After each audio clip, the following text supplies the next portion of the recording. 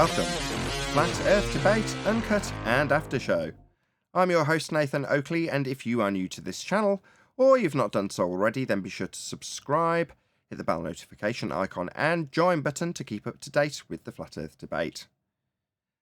If you'd like to support the channel, there is a super chat that runs alongside each of these shows while they premiere, and there's also a PayPal, Patreon and crypto link in the info box below the video. Also below this video you can get £50 for swapping your UK electricity supplier to Octopus Energy, and this is of particular note if you drive an electric vehicle. Speaking of Patreons, I forgot where I was for a moment, I'm going to give a shout out to all of you who do support me on Patreon. So a massive shout out of thanks and appreciation to Rob H, Ben White, Maximum Gravy, Austin Whitsitt, John Kays, Tommy Swagnitz, Michael Kahn, Patrick Gunnels, Banter, Will Brax, Mel B. Styles, Troy Shuker, Bose Nail, Samson, Maris, Hairy Blade, Mobile Max 777, Neo the One, Lost Cat FE, Rob W, Open Minded, Reese Pound, Del West Watson, Mike, Muted, Dick Earth Skeptic, Maria Neelands, Unbelievable Productions, Blue Ridge Ranger, The Real Gabster, Liam Nedrick Jr., Abraham Mohammed, Adrian Quintana, Skeptic936, Life is Short, theflatearthchannel.com, Texas Mike, and David Wayne Foster.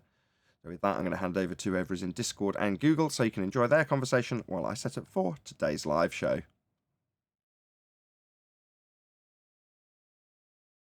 Come again? Said you weren't very nice yesterday. Very nice to you. You honked up the whole show. It was good. I enjoyed it. Well, I'd been pre-warned that the guy was coming by David Weiss. Yeah, I know. I'm only breaking your chops. It was hard to, every now and then, I know I was trying to get in something. I know Chocolate was trying to get in something. And I basically gave up. I said, let it just go. This will be beautiful when he puts it back up on YouTube. No, I just let it run live. It was too good to not. Now I'm talking about when I get to hear the Uncut and After show. There's not much more to it. That's what I'm saying. There's, excuse me, there's a bit of discussion that's interesting before the show. So the pre-show, when he first joins and concedes that he needs a flat line to do triangulation with the sextant, then he begs the question of, well, if I do it on a sphere, gets told off, and then the live show starts. But then the rest of it was pretty much all live, and then only for maybe a couple of minutes after we were live did he hang around. Because at the point that I was sick of giving him an answer, I can't remember the last point, I think he'd claimed that somebody had said that we'd got Polaris at 3,000 feet. I'm like, who made that claim? He ignores me. Who made that claim? Why are you burning this straw man? Who made that claim? And then he's like, are you going to let me get to the end of my claim? I'm like, why aren't you answering my question? Isn't it reasonable that you just answer something that you've claimed? Who's claimed we've got a Polaris at 3,000 feet? Wasn't the next thing I said. I was just like, no, I can't be bothered to go away. And then I don't think he stuck around for much of the after show. David Weiss joined, and then we just discussed his app. So in other words, the live show that's already out there has got what the vast majority of whatever's the most juicy in that show. And I didn't know David Weiss was not privy to our joke of him being a boss. Oh, he is privy to that joke. He knows exactly what you're talking about.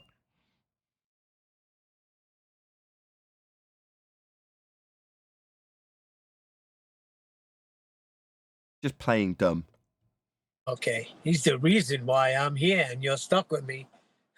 If you're going to blame anybody, blame him. You got to remember that that's quite a derogatory joke. We're, by sarcastic means, it's a bit of an in-joke, saying, well, Dirth's the boss.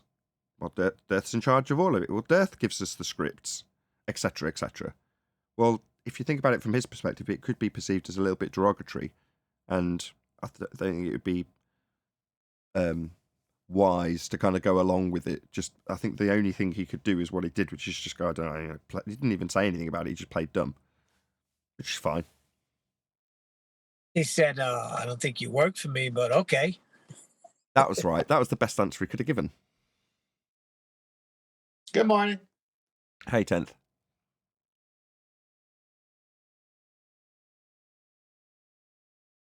So now, if you said anything 12 years ago and it's recorded, you're in trouble in America. You're in Okay. trouble if you say something yesterday. You mean if you've recorded it 12 years ago, you're in trouble? Well, one of the football coaches in American football had some things to say about 12 years ago, and it dug up all his emails, and he had to resign because he said things pertaining to females being referees and a little homophobic, and he resigned. You know, it's the woke culture now. He also was attributed to saying something about Biden too, but they didn't report that. Oh, did he recant anything that he said, or was it just left out there for 12 years and then suddenly just people discovered it? If so, well, if he didn't retract any of it or denounce any of it, you could only infer that he still has those views, right? Yeah, I don't know. I didn't read any of them yet. I heard they're pretty rough, but yeah, whatever. You do have to be careful anything you say these days. The earth is flat. Come after me.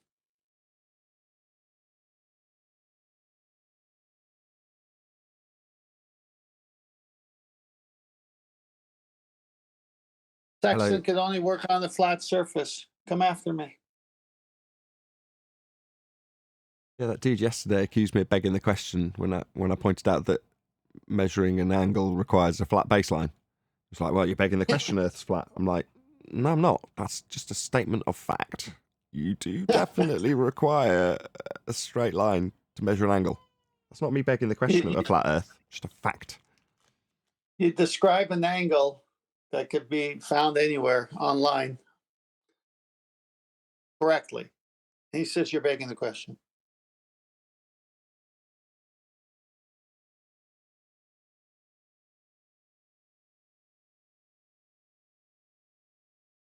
I gotta go. I'll be right back. This is crazy. Yeah, that guy kind of went through most of the housekeeping questions yesterday live with you.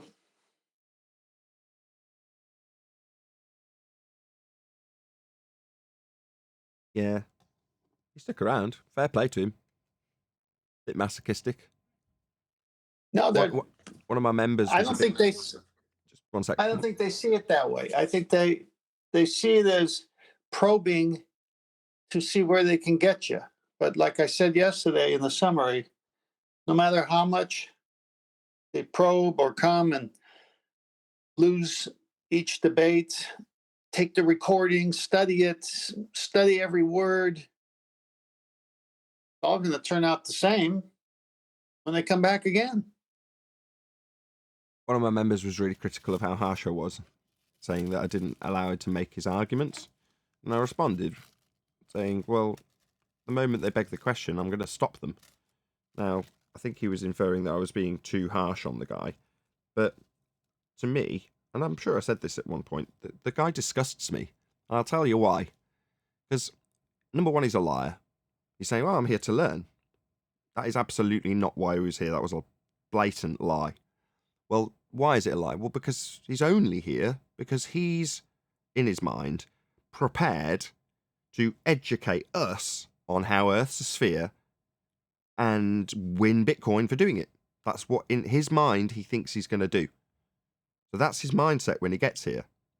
Now, as far as maybe someone didn't read between the lines in terms of what was happening if they came in late, but this was a member, so I assume they watched the majority of it. Maybe not, I don't know. Can't assume just because they're a member they watched the whole video. But you'd have heard at the beginning me saying, this isn't a debate. This isn't me trying to win. And I'm not going to be answering any questions, proving any points, or winning any marks, because that's not the point of this. He's come in to win Bitcoin. So his only purpose in being here is to prove to us that we're on a sphere so that he can win Bitcoin. Further to that, I didn't care. There wasn't going to be some debate about whether or not it's flat with me. And I thought I made that clear. But again, to the person whose name I won't mention, who was a member, who was critical, like, if you saw me as overly harsh, that's just some greedy guy. Greedy guy who's here to set us straight because he knows he's on a sphere so much he can set us straight and win Bitcoin for it. So I detest him. I wasn't going to give him any information. I wasn't going to debate with him. I wasn't going to do any of those things. He was just going to give us his information that proves he's on a sphere. That's his only purpose in being here. Further to that, everything else got shut down immediately. Now, obviously, there's going to be a little bit of justification that requires me to justify Earth as being flat. For example, a straight baseline on a sextant. You can infer your flat Earth proof from that. But that wasn't the purpose. Shutting down his claims that when he begs the question of doing spherical trig, that somehow works when he's taking angles with straight lines. So I've got to give an explanation that obviously if you've got half a brain, you'll see the flat Earth proof and the globe Earth debunking in that demolishment of his claim. But that wasn't the purpose. There wasn't supposed to be a debate. He's just here to win Bitcoin. He's just here to make his proof that he's on a sphere and walk away with money. Well, okay, you arrogant prick. You will now have your asshole ripped through your mouth by me. No Bitcoin, just a humiliating defeat that you can walk away from laughing and chuckling to yourself.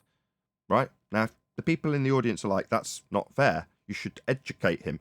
No, I should not. It's an education channel. He can watch. He told me he didn't watch a single show. There's plenty of education material. It gets the least views when there's no harsh debate. Yesterday's show got 2,500 views before it was 10 o'clock. So, yeah, people love the screaming match and the debate. But in that instance, it wasn't. It was him coming to prove to us we're on a sphere and win Bitcoin for it. And I wasn't interested in anything else that wasn't that. And everything that was claimed to be that was going to get ripped to pieces, and it did. Well, he still thinks that you're wrong. Trust me, Nathan, he still believes that we're living on a sphere and we're nuts. Well, that's not going to change. That's his. That was the whole point of him coming here to win Bitcoin, right? He's welcome to it, Neil. If he wants to go away believing he's still on a sphere, he's perfectly entitled to his beliefs. I don't begrudge him that. There's been a few times that even Tim Osman has said, well, that's just my belief. I've gone, oh, bless, fair play. Yeah, it is, isn't it? Just your belief. Everyone's entitled to their beliefs. I'm not going to begrudge anybody their belief in a sphere if they want it. However, when it comes to stone cold facts and hard evidence to prove you're on a sphere, there's none. When he said that, I think you said that there's been no competition. I think he said something, but he meant it in a way where it's you're no competition for him. I picked up on that. Yeah, the guy's arrogant beyond reconciliation. And whenever he's defeated, like people like Varus, he just chuckled. Oh, yes. Very good, very good. Oh, yeah, prick.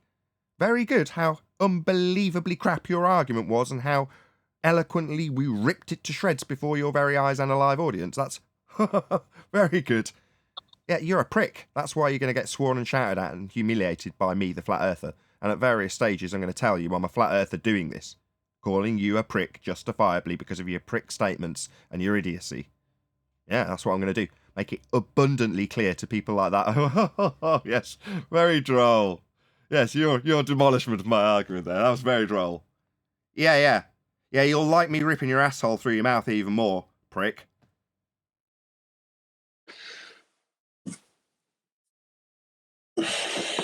Even in the courtroom, when one of the attorneys asked the judge to stop a line of questioning, he's calling out a behavior of the other attorney, maybe leading the witness or bringing something that has nothing to do with it into the courtroom. So the judge will overrule or say sustained or whatever.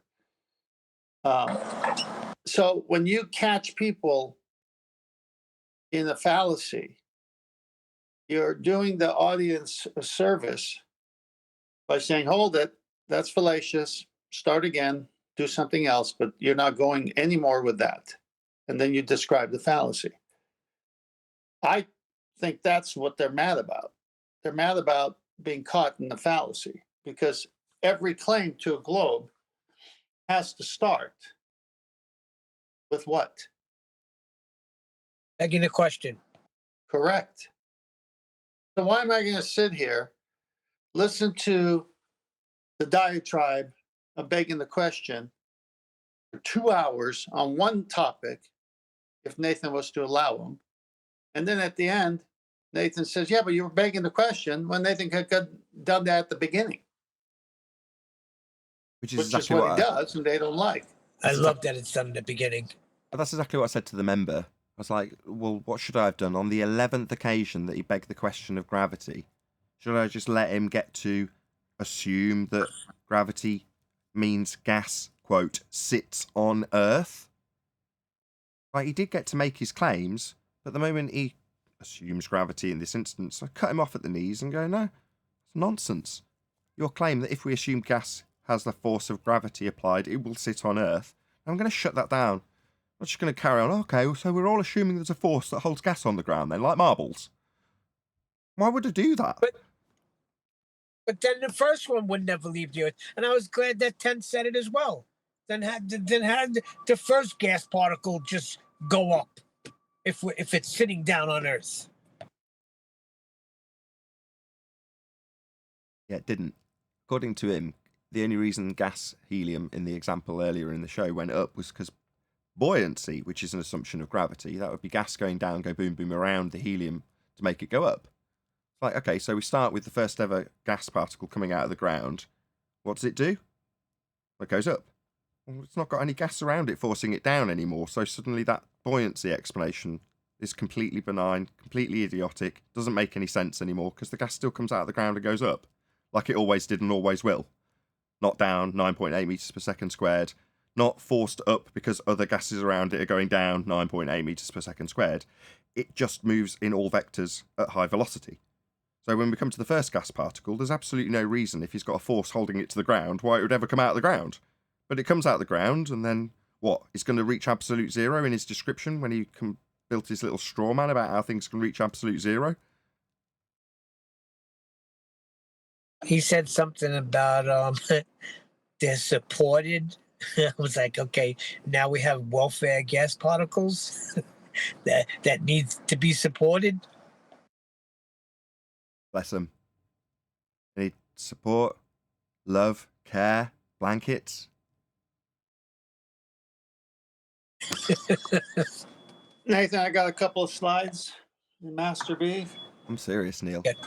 Don't give We them got those the support and rebellious love and gas. blankets. Yeah. They'll rebel and go down, go boom, boom.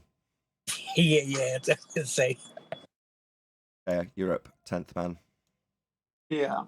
So you've got, hang on, I'll get on my iPad here as well. Okay, so the Cosmos one, do you see that one? That's the one I've got up first, yeah, Cosmos. Yeah, okay. Horizontal coordinate system, alternatively known as alt-as coordinates. What they use on the EQ mounts as well. This system of celestial coordinates is dependent on the observer's latitude and longitude, using the observer's local horizon as a reference plane.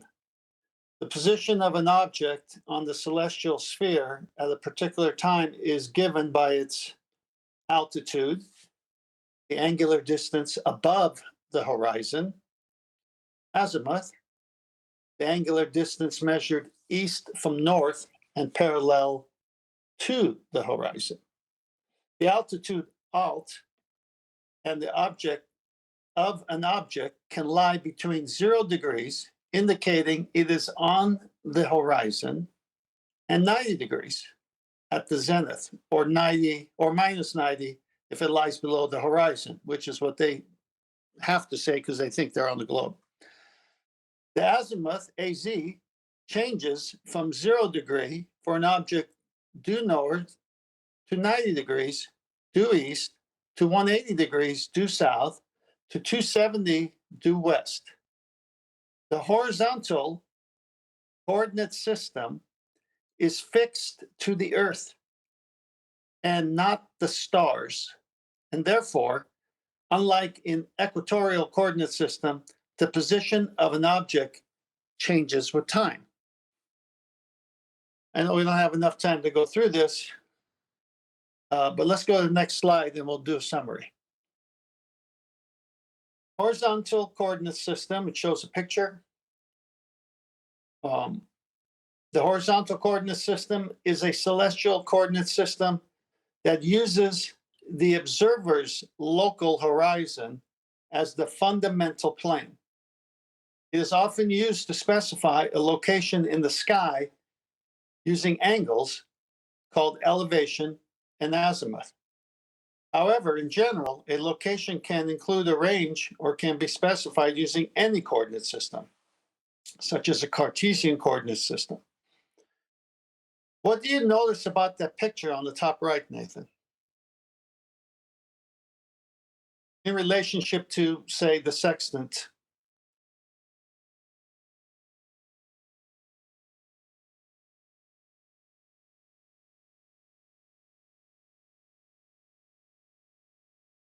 Go away? Maybe he went to start the show. I think he went to get coffee or something. Well, for those in the audience, you could see the observer and you could see the horizon and the star at a certain height. And there's your angle with the sextant. It's a horizon or horizontal coordinate system. You need a flat plane or you can't get the angle. No question about it. I don't know what's taking these meatballs so long to catch on. It frustrates me because you hear them say, no, but it's working. I use it and it works. Yeah, because you don't realize you're using it on a flat plane. Yep. But there's more coming on this. Stay tuned. Gets better.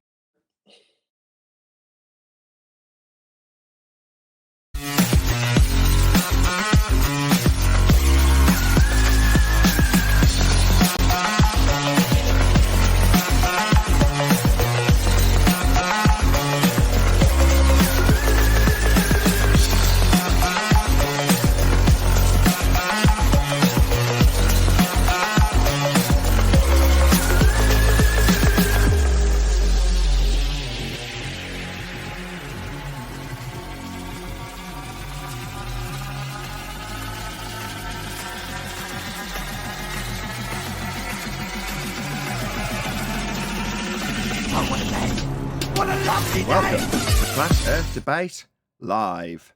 I'm your host Nathan Oakley, and if you are new to this channel, or you've not done so already, then be sure to subscribe, hit the bell notification icon and join button to become a Nathan Oakley 1980 channel member and keep up to date with the Flat Earth Debate.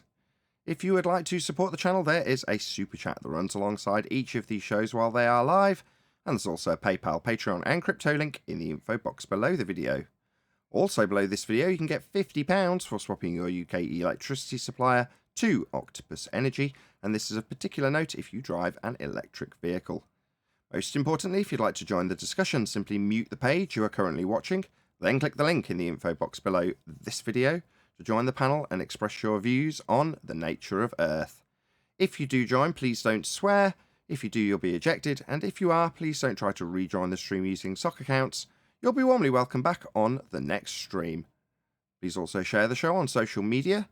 Sharing the show obviously increases the live audience, but this in turn increases the chances of a more diverse panel, so please share the show on Facebook and Twitter.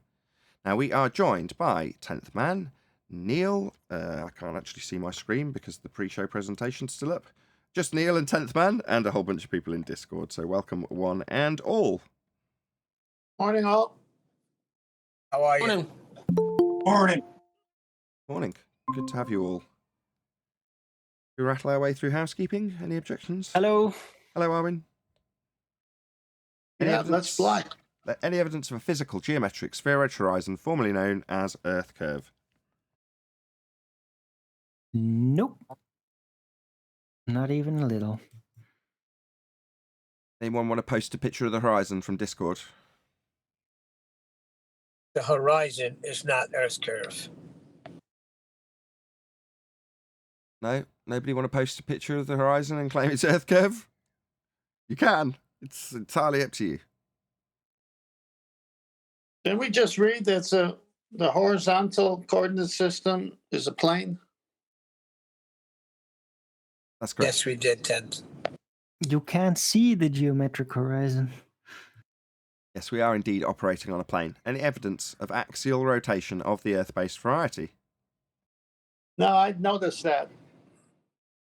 Yeah, none. Yeah, drones correct for the Coriolis deviations, but balloons just float right where they are at the same time. Like the guy That from don't- yesterday said. That don't make any sense. Drone's Yeah, no correct. It's an optical illusion that is observed. No, but with the correction, it implies that there's giant winds going on because the Earth is spinning underneath. So to the Earth, that would be like winds, although the air is technically then stationary, and the drone would have to keep its position over the Earth turning underneath. That's what the correction is for. No, I get all of that, but the Coriolis, it's an optical illusion. Because So if you're the on a drone- roundabout and you throw a ball, it looks like it's curving, but it's not. It's actually going straight. So the drone at the equator's going 1,000 miles per hour, Arwen.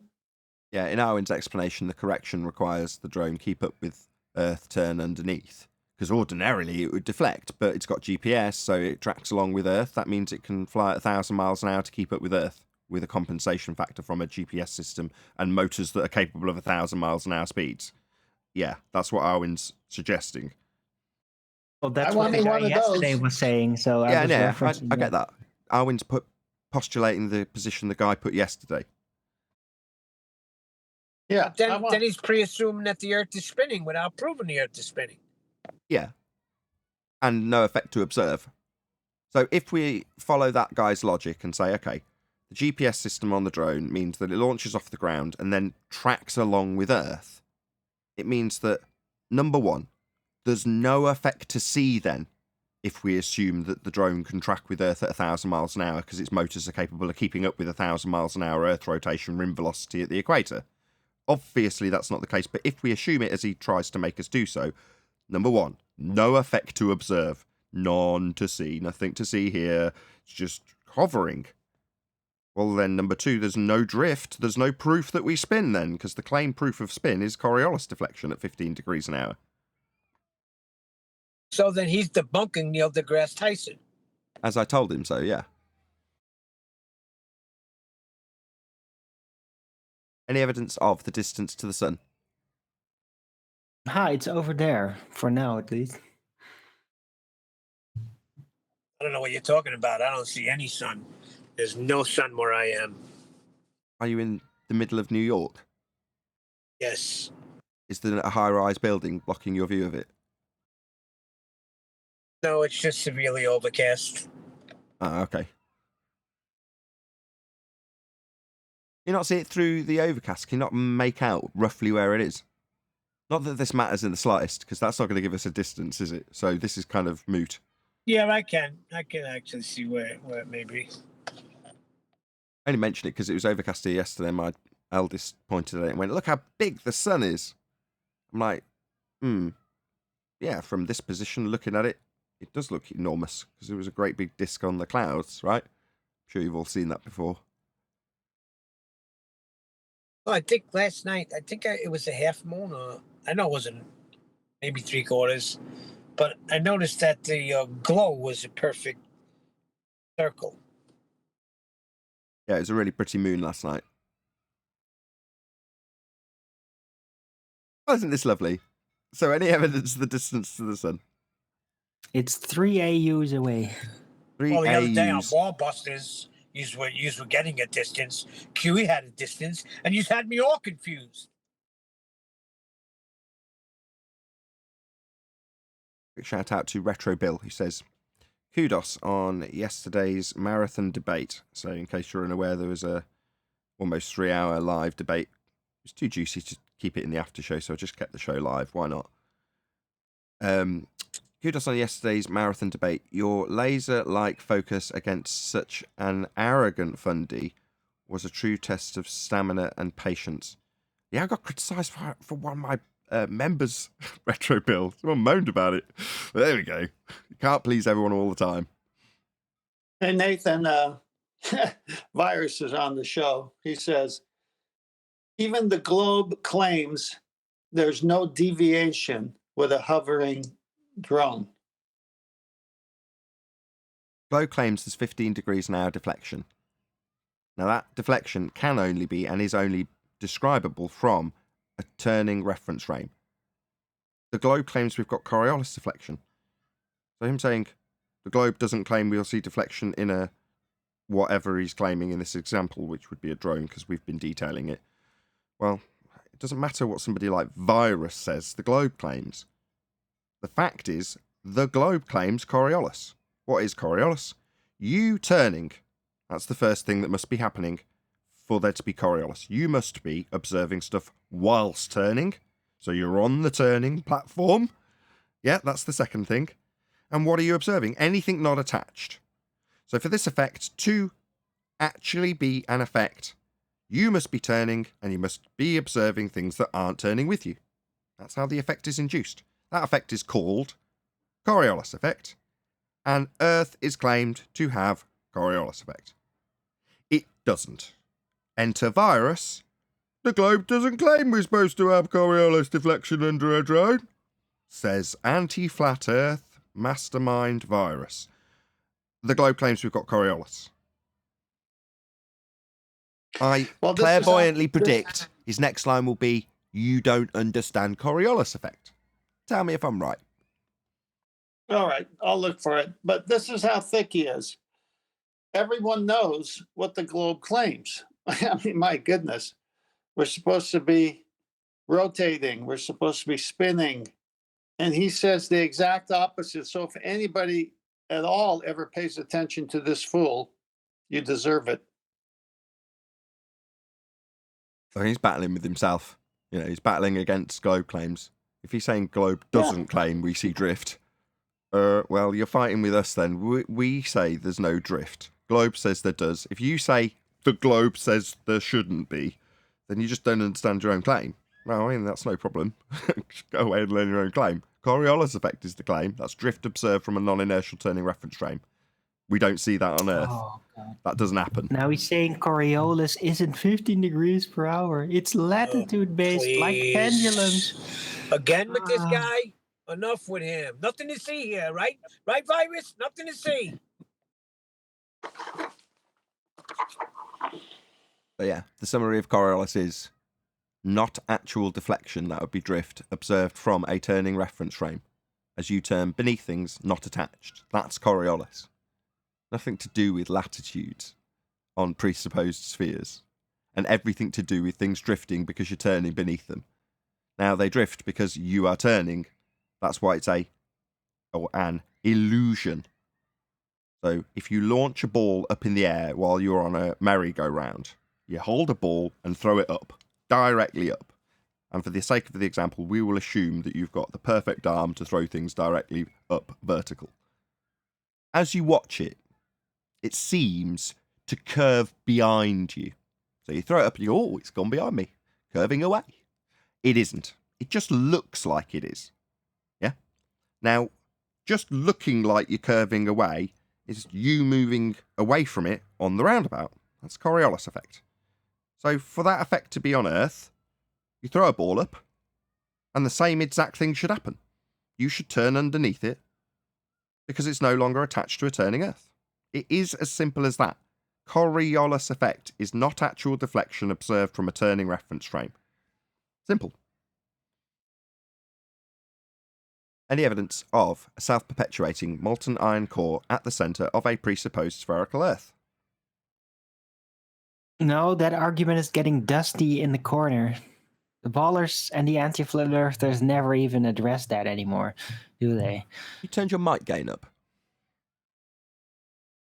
What? You turned your mic gain up. Last two shows you've been like boomy and loud. I didn't touch anything. Maybe you're just really close to it. Proximity effect. Yeah, I am pretty close to it, yeah. Yeah, you can tell. Jesus. Is that good or bad? Bad. While you're at it, turn off your fan. Put it away then. This better? Put it away? What the hell are you doing? Yeah, turn off your fan. You got While the you're at sound it, turn now. off your fan. Move it away from me. And don't slurp your tea. 6 inches, just like, that's fine. Anyway, I'm just being fussy. It's a semi-joke. When there's nothing to stress about, when there's no responses coming our way, we're just going through the motions. I can start getting fussy about the sound quality. So during yesterday's show, which I listened back to, I'm like, when Arwen comes in, it's just a smidge louder than everyone else. That's not that I'm thinking, oh, did I win that point? I'm just saying it sounds terrible. There's no challenge to this anymore, is there? Now, I'm not moaning about that. We're on the winning side. And anybody who comes as a newbie is like terrified because they're ridiculed left, right, and centre for even suggesting that the Earth might not be a sphere or suggesting the Earth is flat. Hopefully they'll wander their way to here and hear us going, yeah, it's no challenge. Every argument's sewn up. So even if you don't know all the arguments, with enough time and hanging around, subscribe today to Nathan Oakley 1980, of course, and just listen, pay attention for a little while.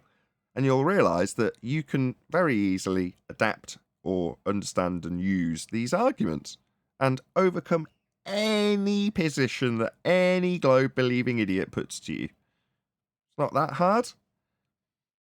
But, like I say, that wasn't the case when I got here.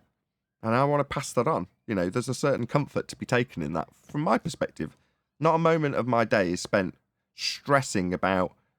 Well, that's a slight lie. Yesterday I did stress a little bit about how much there might be in terms of work to do in terms of editing that video down to something useful. So I went back and just listened to it all the way through, which took 3 hours.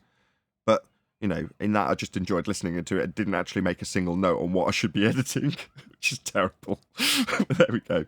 But other than stressing about the workload that I might actually face for having a long discussion, I don't spend any of my day going, oh no, but what about that? I don't know. Think of a globe claim. What about that Coriolis effect they say we've got? What about Neil deGrasse Tyson saying that the Earth turns under a ball? What about them saying that we've got spherical triangles when we've got spherical trig? Oh no, what am I going to do? I don't know about you guys. I don't spend a single moment of my day stressing about any of that stuff at all.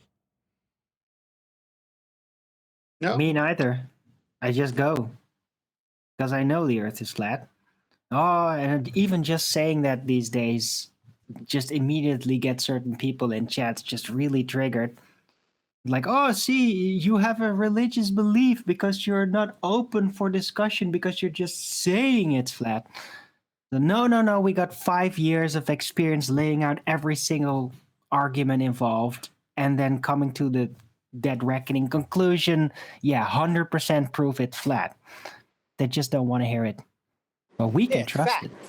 It's fact. We have fact on our side. Say again, Neil. You're a bit breaking up a little bit. Say again. We have fact on it. It's fact. It's a fact. We have facts. Oh, facts. F-A-C-T-S. Facts. Yes, we have facts. Yeah, the guy yesterday accused me of begging the question when I'm like, you need a straight baseline to get this angle. No, you're assuming Earth's flat. No, I'm stating a matter of fact. To measure an angle, you've got to have 2 straight lines. One of them's your baseline. That's flat. It's not begging the question of a flat Earth. It's akin to when the very first guy who tried to address the sextant, who 10th Man and I both watched the video, so we know who we're talking about. And at the end, the guy's like, to do this, you need a straight baseline. I think they just do that so they can assume Earth's flat. That was him describing how a sextant's actually used, and his last response, his last comment on his own video was to say, yeah, you need a straight flat baseline, but the only reason for that is so we can assume it's flat. Do you know what I'm talking about, 10th? Oh, I do. That guy who looked into it just a week prior. Yes, that's the one. Yeah. But what I'm saying is, when they realise that it can only be done with a straight line, that's what an angle is, then they justify it by saying the only reason this tool is using straight lines is so that the flat earthers can beg the flat earth question. That was literally what he said. Yeah. It's embarrassing. It is embarrassing. It's like, no, questions need to be begged when we just describe how a tool works. I think if you were to consolidate this current topic of discussion we're having on that last housekeeping question that it derived from, which side begs the question? Do the people on the flat earth side ever beg the question? it seems like the people on the globe side are always begging the question. Yeah, don't stereotype, because you will find there's some sod out there that's a flat earther that's got a fallacious argument for it being flat. No, I'm talking specifically on this show when no one gets away with it, even if they're flat earther. Oh, absolutely. Yeah, I'm just as ruthless with flat earthers who come here and beg the question of whatever fundy belief they've got. Right. So it's a fair ruler because it hits anyone who does it. Yeah, don't I beg don't the know question about here. that. He wasn't. That's been in effect for several years. You know, don't beg the question here. Right. So why are they crying about not having a chance to talk when even if a flat earther came to beg the question, he wouldn't have a chance to talk. He'd have to not assume his outcome prior to proving it. I have to get in on this one. Not even his panel has a chance to talk lately. No, that's not what we're moaning about. We're not moaning about how much airtime you got yesterday, Neil. I know. The perfect time to say it. You mean it's the perfect time to segue this onto how much airtime you got yesterday, because I told you all off for fundy muting the juicy bits, the bits that you all want to react to and be on air, getting airtime with. Yeah, Neil, why'd you change the course of this topic all of a sudden? Is Neil selfish? The anti-flat earther. Oh, you weren't talking about Neil, my bad. No, I'm just messing with you, Neil. No, we'd like to get in too, but I know what you're doing because you're thinking, man, if no one bothers me, I have less editing to do.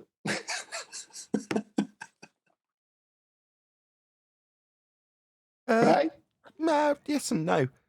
You know. No, I mean, number one, you command the discussion without someone segueing when you don't want it to because you got them on the ropes. That's number one. Number two is less editing if no one's jumping in because you want to use it. Yeah, that's true. That said, the amount is overwhelming, so I don't know if it will end up being edited into anything because it's just so much of it. Well, I don't know where to begin is what I'm trying to say, but I'll worry about that some of the time. Anyway, we were talking yesterday when you ended the show, and Chocolate was even saying, yeah, Nathan was a little bit of a ball hog today. I'm sorry. It's because I was especially motivated, because I can't remember, was it one of the earlier super chats said it? I think it was the first super chat. I'm going to scroll back up to it just to read it again. But when somebody's, was it this guy? Maybe not. The guy, as far as I am concerned, is greedy and arrogant and here to tell us what's what. So straight off the bat, before he even got here, I knew why he was here, what he was here to do. And already I'm grinding my teeth.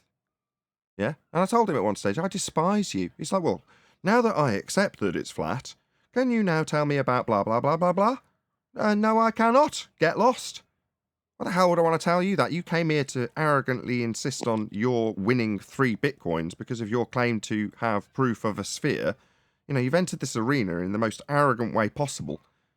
You know, so by way of positioning, anybody that Dave sends this way is going to get both barrels. There's no two ways about that. Now, it's unfortunate for them that they might step into this arena having not found out what the hell the arena is. But isn't that just the point? The arrogance level of these people, they don't know the debate, they don't know the discussion, but they're more than willing to step into the arena and in such confidence that I can just tell everybody in this entire room how Earth's a sphere and walk off with payment for it. Like, oh my God. Yeah, that person's not going to get treated nicely here. They'll get heard until they beg the question, then they get shut down and told off. With possibly a slightly more harsh tongue than most people would get. About the same level as the general fundy like Rumpus would get. You know, they immediately go to level 10 of what they get.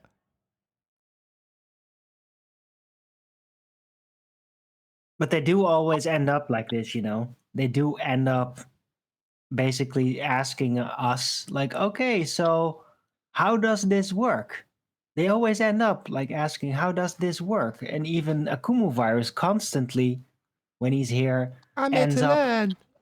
Yeah, but they ask us, so how would you describe our globe model then?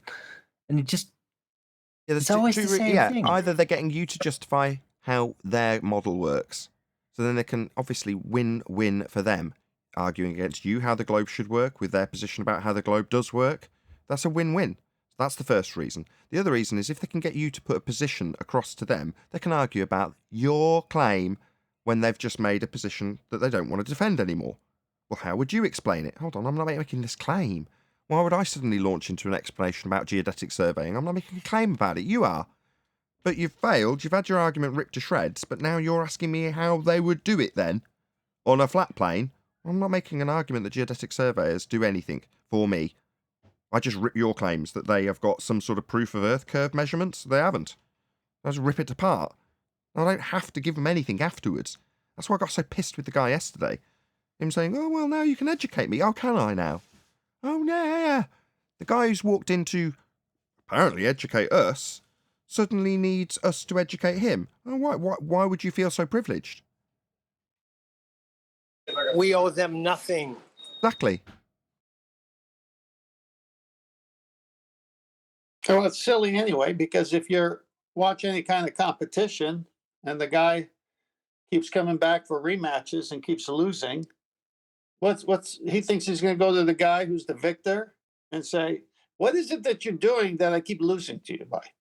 But that isn't why he's doing it. What he's really doing is saying, what he's attempting to do badly was say, if I concede this point, I can then get us to detail how you claim it all works within a dome.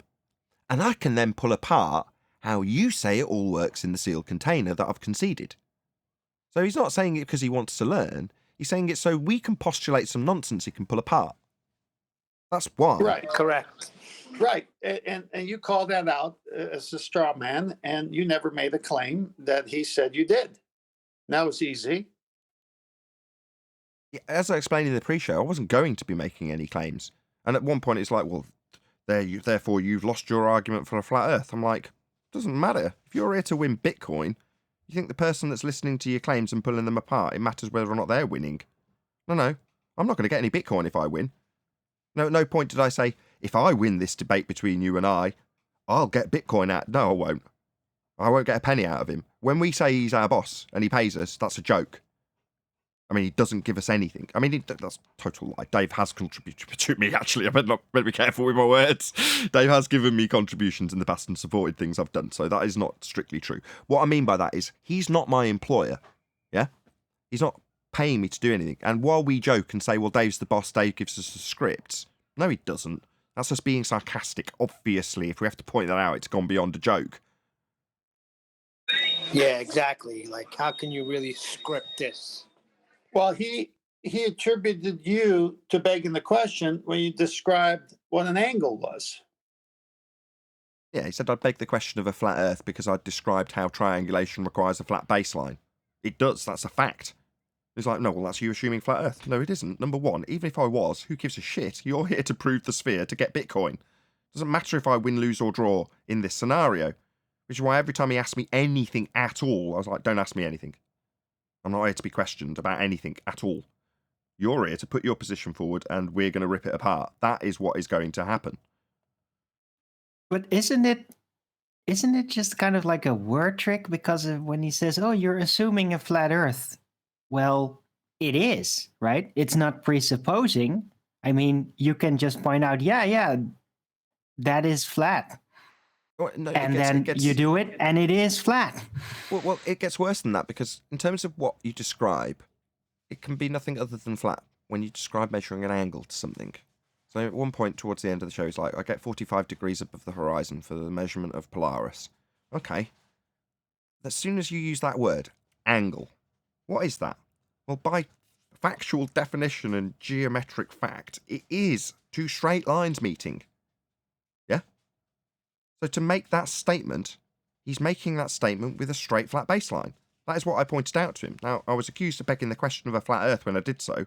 I didn't even mention flat earth. I just said the line's straight and flat. Well, that's a fact.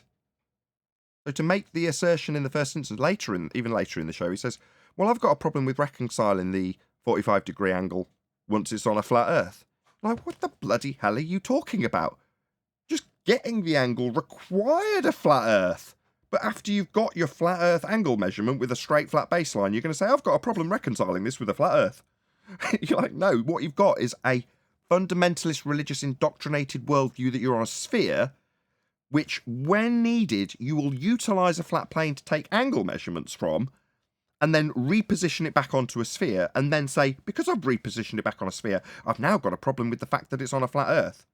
It's like, no, you couldn't have got the angle in the first place.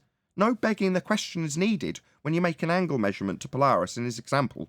You just got two straight lines. What's begging the question of what? Angles needing straight lines? No, geometric fact.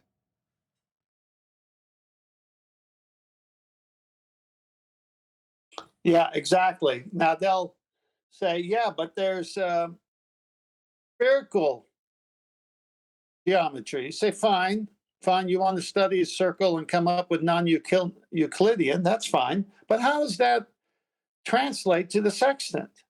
It doesn't. The sextant is, it doesn't, because the sextant isn't going to work with curved lines. So you're back to square one again.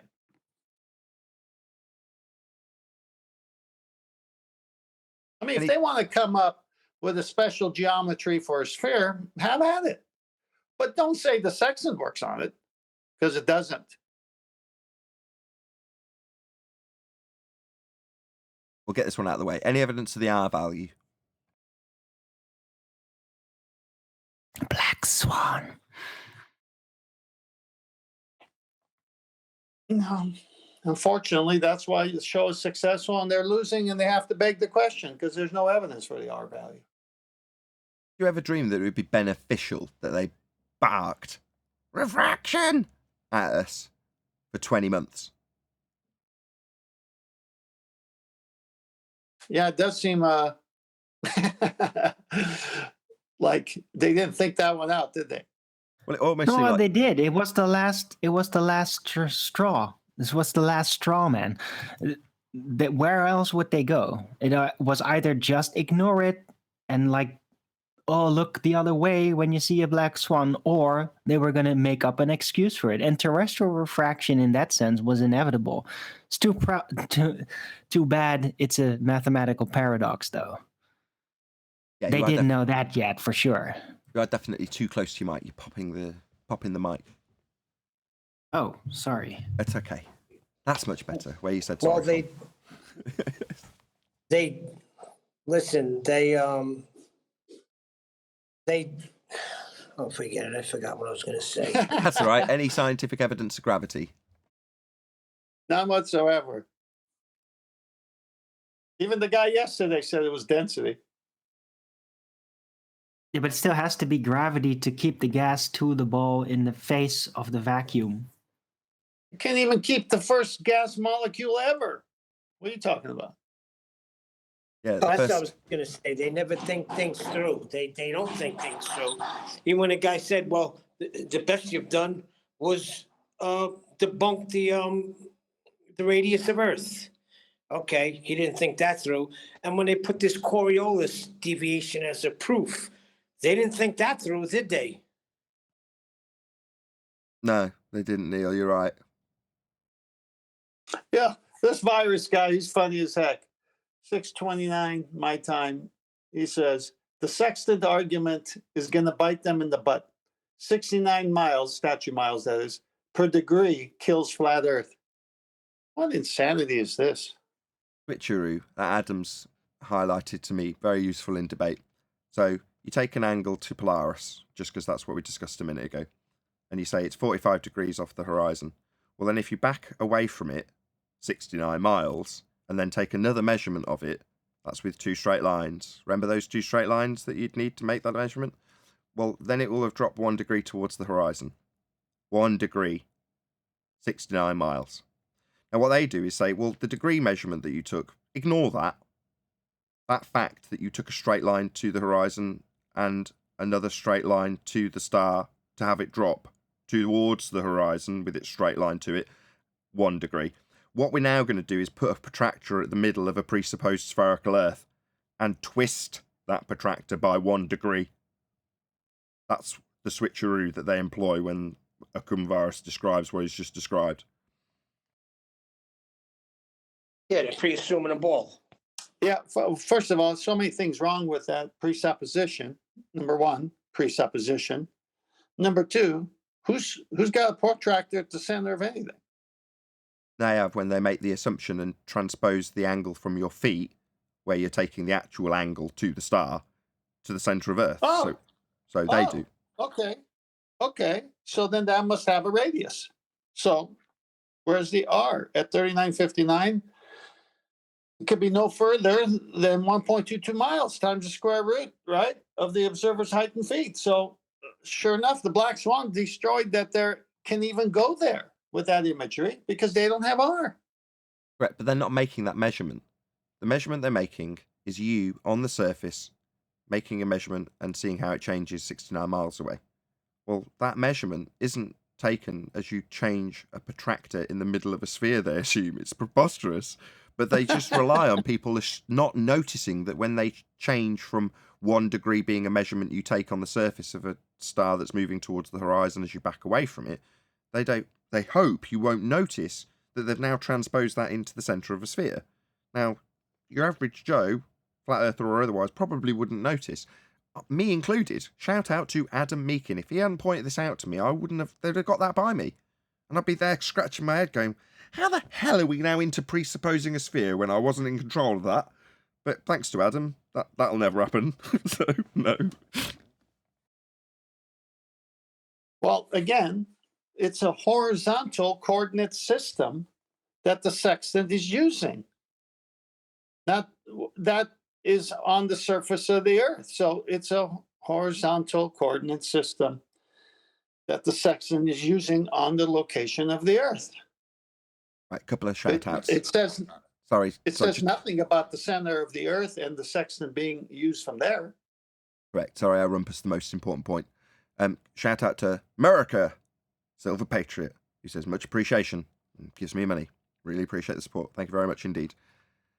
Also, shout out to, I think it was That Flat Fellow, and some cool set of sunglasses. Thank you very much indeed. And also, Capono 5150. Hope I'm saying that correct. 120 hertz on iPhone is amazing. I'm so happy.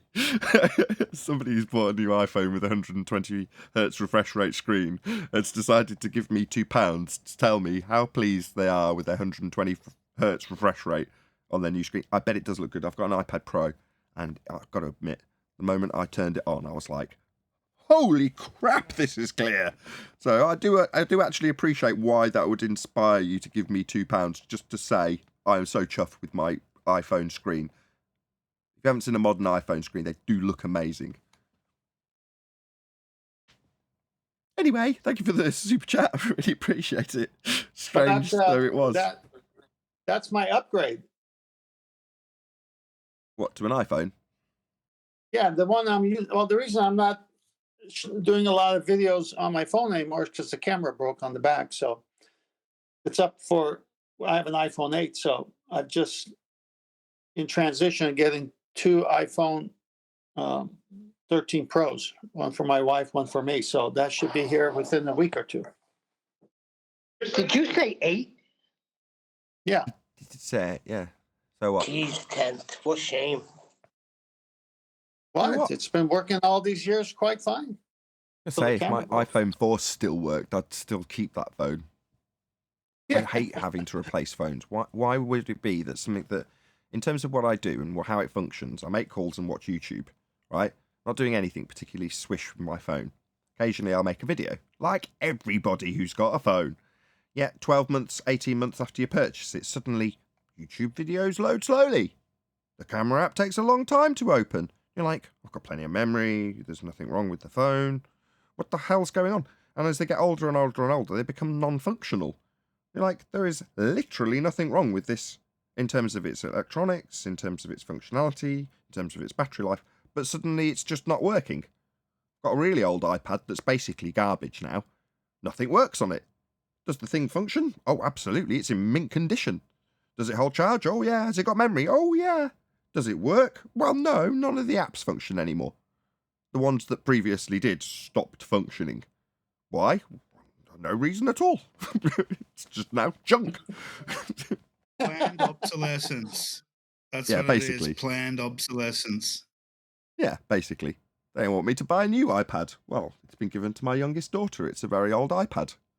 Do I want to replace an iPad that's been handed down to a 2-year-old to keep her amused while I'm doing something difficult? Not really. I'd just rather she slobbered on it and eventually broke it. But I'd like it to be functional while she did that. You know what I mean? Anyway, stop moaning. I'm sure your 120 hertz refresh rate on new iPhone is absolutely epic. Very pleased for you, and I'm glad I'm getting support for an iPhone success. Any single viable hypothesis from any of the fields of astronomy, cosmology, or astrophysics? Feel free to join in, by the way, from Discord. It could be stealth inflation as well, or shrink inflation, which is basically you're getting all this new technology, but you're getting less freedom in what you can express. I see. So it's really easy to instantaneously live stream, but you might have your entire account shut down, or even be arrested if you do. That sort of thing. But you can really easily get stuff up live. I thought that was amazing. So, one of the first meetups I did, that functionality did not exist. So, in order to do a broadcast live stream, I had to take a laptop with a dongle. Remember those? Wi-Fi, not Wi-Fi, 3G dongle, and then hook the phone to the internet connection on the laptop so that I could use the phone as a camera and then literally live stream with a dongle through the PC. That's how I actually did it from my first meetup. And even that, which was quite cumbersome, I was just so impressed that you could be out in a field by a river with a whole bunch of people and there and then show everybody around you who's subscribed or tuning into your live stream at least. Here's everybody. And here's the guy from Antarctica. This is Robert Shortman. I'm like, I've just met him. He's been in Antarctica for 18 months. Like instantly showing people this is who I've just met. That, to me, was the coolest thing ever. Move forward, I think it's probably 3 years, maybe even 4. Geez, probably even 5 years since that. Now, your average Joe, even with a limited YouTube account, I don't know how limited, don't keep up because I haven't got a limited YouTube account, but I think if you've got something like 1,000 subscribers, you can just go live. Wherever you are, you can just use your phone, press go live, and stream immediately. And I'm sure you see people like Made by Jim Bob or whoever is doing exactly that. He's just got his phone in his car. He's just streaming live there and then from his car. Now, I'm sure people are in the audience going, yeah, so what? Well, that's amazing. Go back 15 years. Have you ever seen a broadcast van? I recently bought an amp because I've had an amp in repair for 2 straight years. So eventually I got sick of waiting for that particular 2 channels to be fixed. So I just bought a new amp that was cheap. About 80 quid, less 60 quid plus shipping. Anyway, it was from a broadcast van. Now, if you've ever seen a broadcast van with the door open, it's got racks and racks of equipment and generators and you name it, just stuff, just to get a signal out. Now you can do it with something that's, 4 by 3 inches. It's just absolutely insane, if you ask me. That's so cool. But most people don't appreciate it. They just watch a live stream of someone from their car and go, oh, yeah, I'm just not at all impressed. I won't even give a consideration to the fact that this is even possible. Just listen to what they've got to say, which is fair enough, but I'm still impressed by it. The fact that you can live stream, but just something in your pocket used to mean you had a broadcast van at your disposal to do that.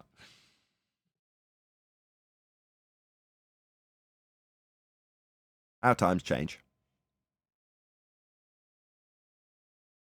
I can see the fascination level from my panel and Discord server is equal to mine. That's why this generates such a great conversation.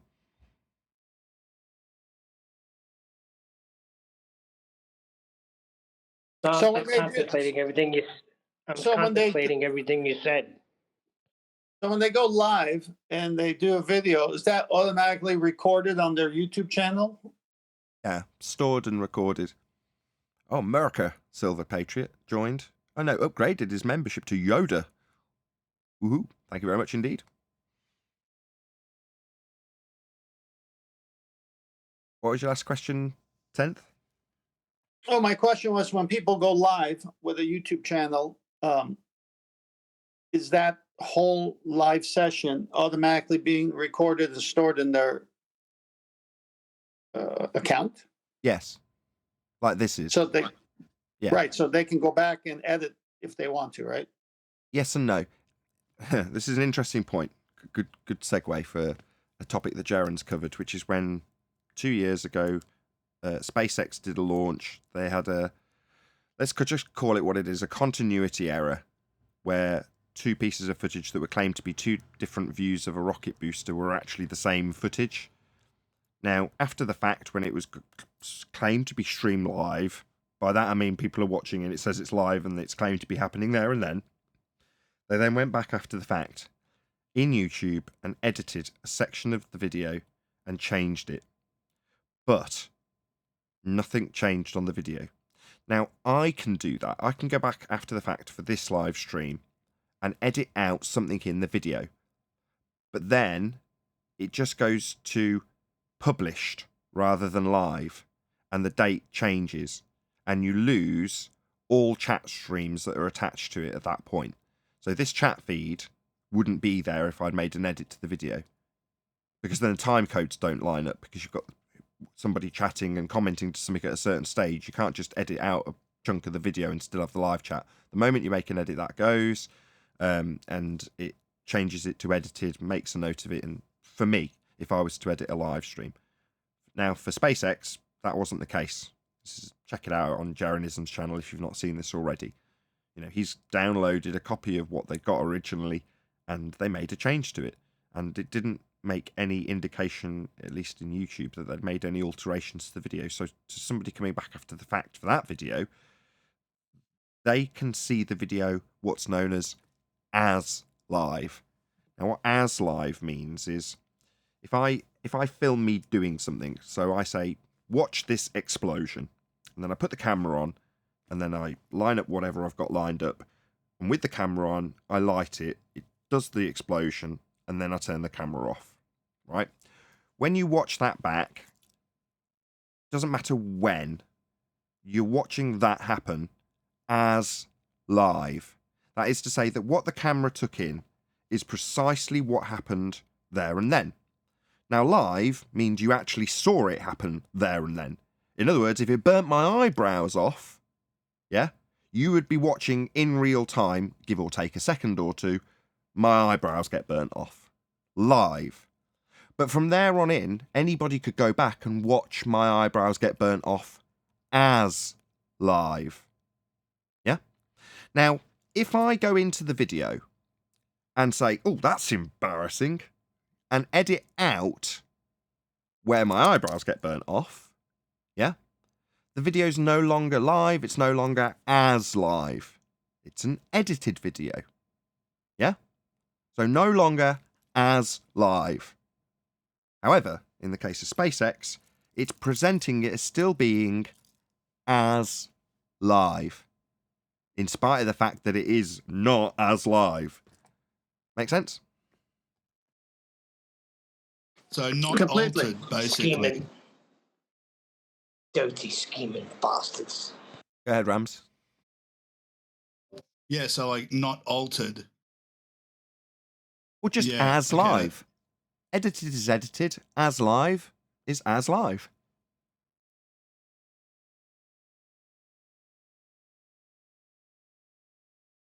It's like in the Running Man. Anyone seen the Running Man? Well, before you go there, so basically every time they do it, it leaves some kind of trace of history that something was done. So that's how Jaren caught it, right? Basically. Shout out to N1 Bear V11. Catchy name. Welcome to Penguin. Thanks for joining as a member. Just do everyone remember the Arnold Schwarzenegger version of The Running Man? Yes. Right, at the start of the film, Yeah. he is on the radio telling his colleagues not to shoot on innocent people. Yep.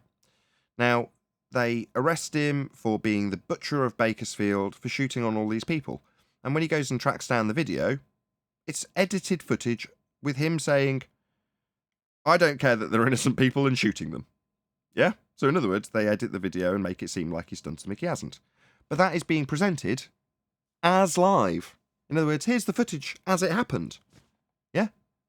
Well, that's the manipulation of our world reality when it comes to space. Now, why would that be necessary? Well, if you haven't figured that out, obviously, already, but I'll state it as fact. With a question, because we haven't asked it yet. Is there any evidence that you can have outer space?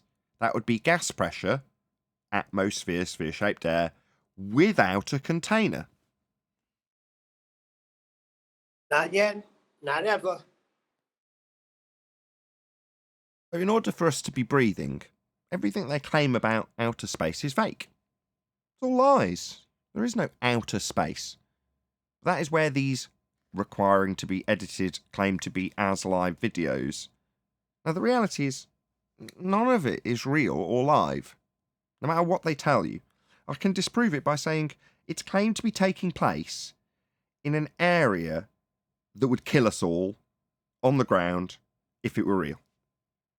If that space they say is up there is real, then we'd all dead. Nathan. Yeah, sorry. What was the was it the BBC reporting on building number 7 coming down before it actually came down? Was that as live as well? Well, that's a good question. I've seen those reports, and I don't think discussing this fact in terms of media timing is going to get me in any trouble, because that's a matter of fact as I understood it. They reported on it, and it was still there. So, is that as live? I can't really disagree with what you're putting down when you postulate that. Well, obviously not.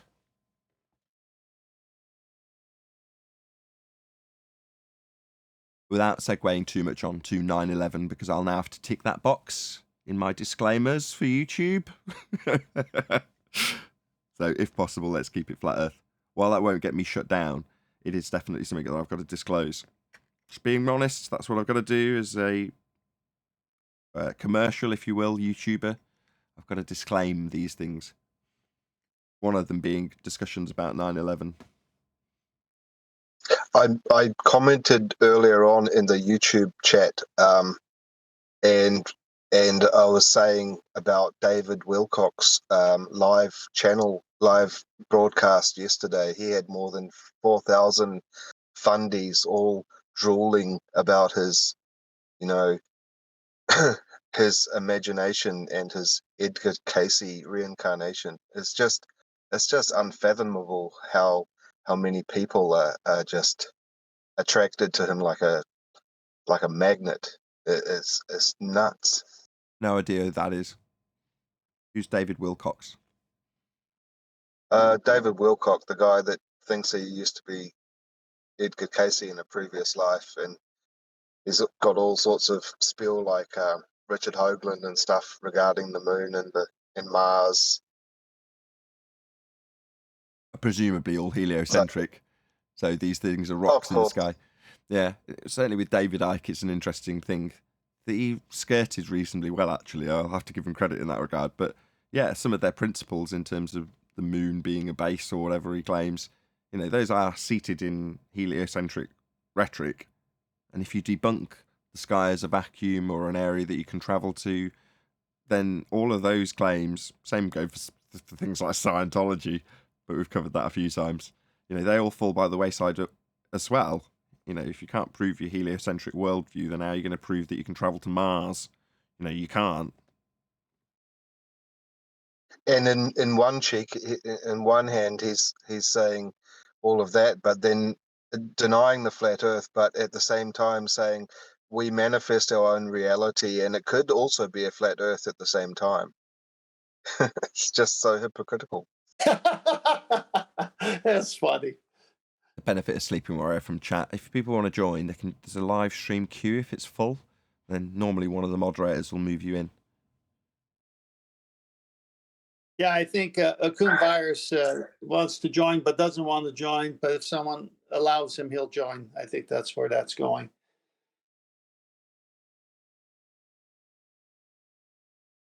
Are we done with the housekeeping?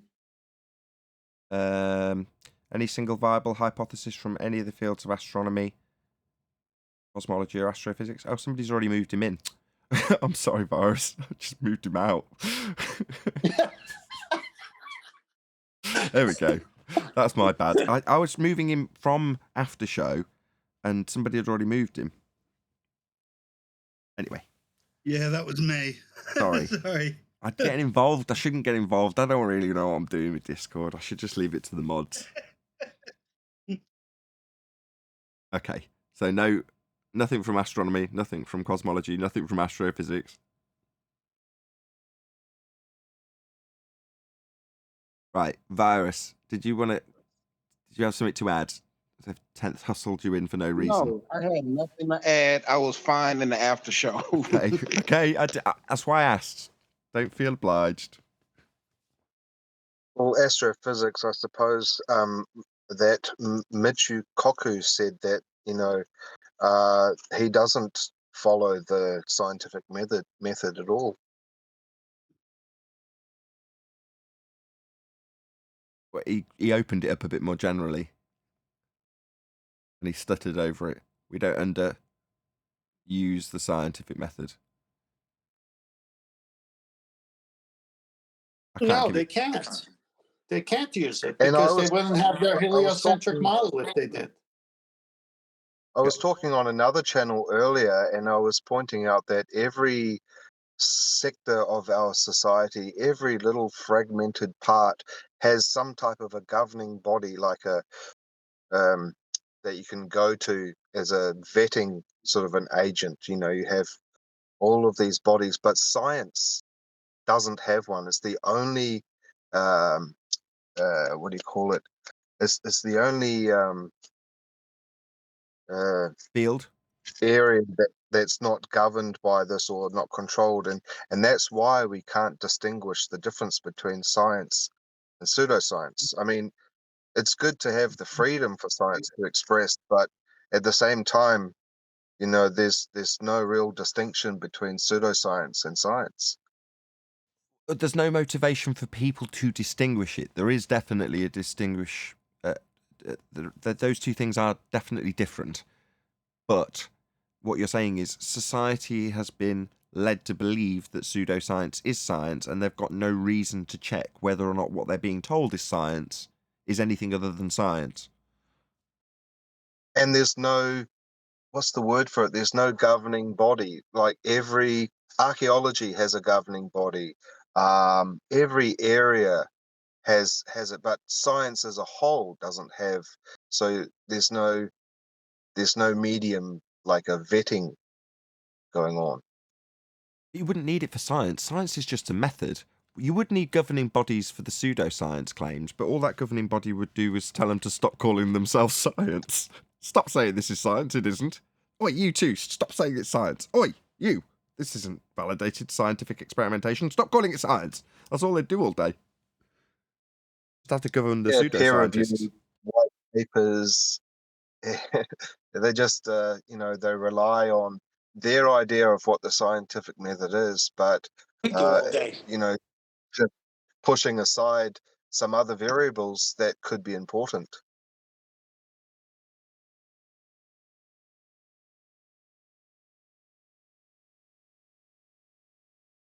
Indeed. Hey, we got 5 minutes left. Can you go? I got 3 more slides in Master B. Go ahead. Which one do you have up first? The altitude azimuth? Got timeanddate.com. Yeah, but does it say altitude azimuth underneath that? Starts with azimuth. Do you want me to start with the one before? No, I want the one that says altitude azimuth because Okay. sometimes they come under. All right. Just as the geographic coordinate system uses latitude and longitude to define any location on Earth, the horizontal coordinate system provides altitude and azimuth angles to locate objects in the sky. Sounds like a little sextant talk here. Altitude or elevation, the angle the object makes with the horizon. Objects that seem to touch the horizon have an altitude of 0 degrees, while those straight above you are 90 degrees. Anything below the horizon has a negative angle with minus 90 degrees, describing a location straight down. In this and other celestial systems, the location straight above you is called zenith, while the point exactly below you is referred to the nadir. So this is on their heliocentric model. Keep going, next slide. Breakdown of azimuth. The object's cardinal direction, such as northeast, south, or west, is specified as the horizontal angle. Now notice the word, it's a horizontal angle, not a vertical. The object makes with a reference direction, such as true north. Imagine a vertical line connecting the object with the horizon.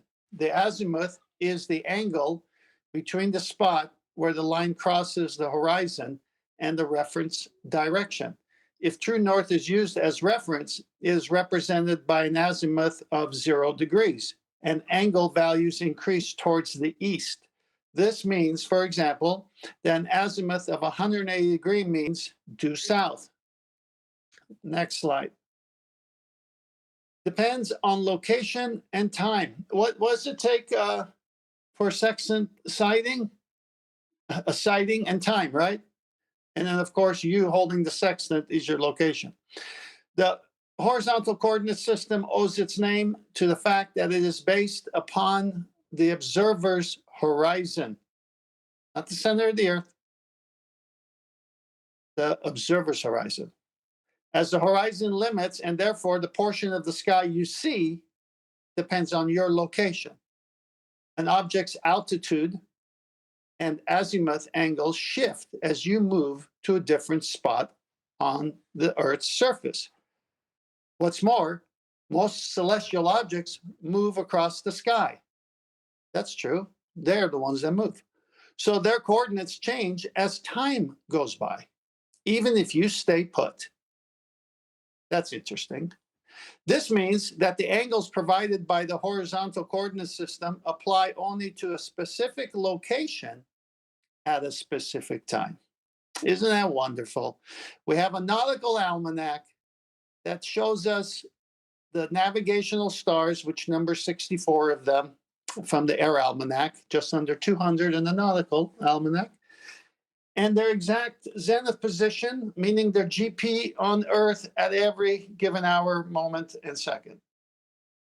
And a circle of equal altitude allows you for that instant to find your location with a straight radius line from the GP of that sun or star to you holding the sextant, all being flat because it's used off of the horizon. And with that, I'm going to say, if you are watching this on either Nathan Oakley 1980 or Nathan Oakley premiering streams, then stay tuned, as there will be an after show to follow. Unfortunately, if you are watching this live, this is where we bid you farewell. So a huge, massive, enormous thank you to all of you who smashed the super chat, liked, commented, shared, subscribed, and all that good stuff. Another shout out to Unitox Femu for smashing the super chat just before I did this outro. Once again, stay tuned if you're watching on either premiering stream. I've been Nathan Oakley, and I will see you all in the next video.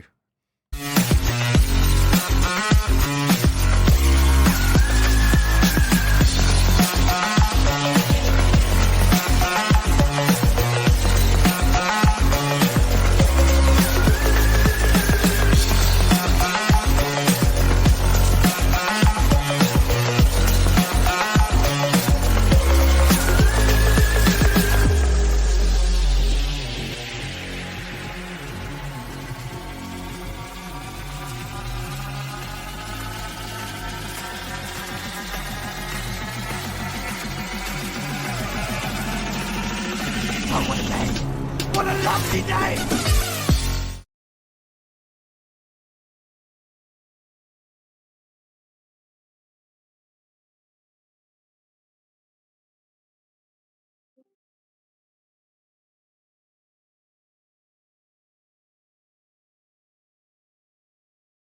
Heck.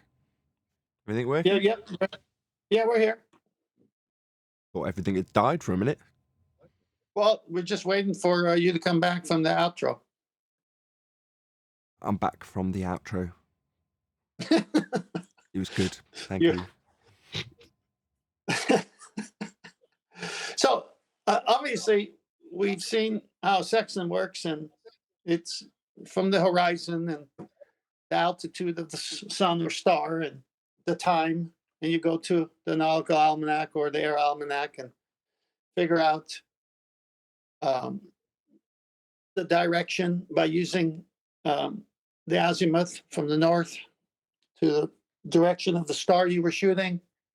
And that forms the radius line from the GP to you. And you're somewhere on that circle. Then you do another sighting where the two circles cross. You're at one of those 2 points. You do a third sighting, and all three cross at one place. That means that's your fix. I don't see how Virus, who says he's going to come on this part of the show, is going to. One sec, M1 Bear Swan. Did you want to add something because you're off mute? Oh. Oh, whoops. 10th. Yeah, all we have to do is just go to the books that the heliocentric people put out, and it describes what an angle is. It describes what a circle of equal altitude is. It describes the GP to the observer is a straight radius, and that's the distance you're trying to figure out. So it tells you to go using the azimuth of a compass from north, going clockwise until you make sure it's pointing to the direction. So you got your direction. And now the only thing left is, what's that distance? Well, it's 60 nautical miles per degree. So there you go. The section works on a flat plane with a circle of equal altitude, where the GP of the star to the observer is a straight radius line. There's no way around this. And this is all out of their own books. It's a good time to be a flat earther. Let's not beat around the bush about it. Yep. Just love how concise all the arguments are.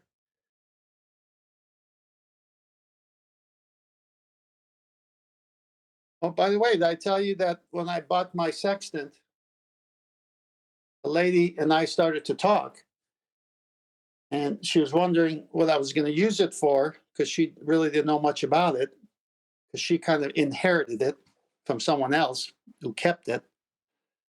And I said, well, I'm using it to show that we live on the plane. She goes, say what? So this is a conversation I had with the lady who sold me the sextant. It went kind of like this. Yeah, I'm using it to prove we live on the plane, and that angles could only happen off of two straight lines meeting and forming a vertex. And this is what this tool does. And she looked at me funny, because the conversation started up when I said, do you have anything else nautical for sale? Did this other lady leave anything else that I might be interested in? And she says, well, I have this globe. I said, globe? What? I go, you know what this globe? Yeah, she said, I have this globe. And I said, well, you know what why I'm buying this tool is because of that, because we don't live on the globe. That's how the conversation started. I'm just giving a little more history to it. So I said, here, let me show you. So I grabbed a piece of paper and I started drawing some of the things we see here on the show about angles, and if a star is overhead, a GP, and then here's the guy on the boat with the sextant. She's tracking. I mean, she goes, yeah, I get it. Okay, that makes sense. So yeah, that's an angle. I go, yeah, but they say you get it off a curved surface. And then her eyes rolled a little bit. I go, can you get an angle off a curved surface? She goes, no. She just like pondered for a few seconds. It was awesome, Nathan. It was so awesome. So I'm pretty certain that you most of your tales in this regard work out well. So I can only assume that you're a pretty good judge of character, and therefore you gauge these things well, and you do it so well, considerably more than I do it. Therefore, your success rate is going to increase, and you're going to gauge these things in a certain way with a certain person after you've assessed the situation, presumably, right? Don't you go in like a bull in a china shop? Of course. Well, I mean, the whole thing ignited because she said, when I said, do you have anything else nautical for sale? She says, well, I have this globe. I said, you have a globe? I go, this is why I'm buying this tool for. And that's the segue. So it's just so natural, right? And so it wasn't like I was forcing flat Earth on anybody. So it was just a wonderful conversation because it led to gas pressure without a container right after that. And she got that so quick. It is so much fun to be armed with these concise arguments. Thank you, Nathan and panel. Right, more like thank you, Quantum Eraser. Yeah, the panel, you, everyone, Adam with the math, and Arwin with his conceptions, and Baldwin, who makes it very interesting, makes you think. No, the whole show, the whole platform, the people in Discord that are here every day that put up with the junk of the ballers in Discord. I mean, this is the whole. One day it's going to point back to this group. Have you not been paying That attention slide? the last few times that something was posted that Nathan Oakley came on and said, thanks for that. So make sure you say Kiwi first. Okay, David Weiss. Did you hold on one second? By the Neil. way, Nathan, Just one it sec, was just me one who sec. posted. Just one sec. Carlos, did you want to add something? Yeah, that slideshow reminded me of something we were talking about earlier somewhere else, and it's like it's like if you're standing facing north, right, directly towards the North Pole, and you put your arms out left and right to establish your east and west, and then you move for 500 miles another way on the same latitude, and you do the same thing. Well, if you draw lines out from your arms straight, east and west are in a totally different position. So how are we supposed to get east and west in reality on a ball or on a flat Earth? It's not possible unless you're using a curved line. Correct. There's only one absolute direction. There's north, yeah. Right. So you're spot on.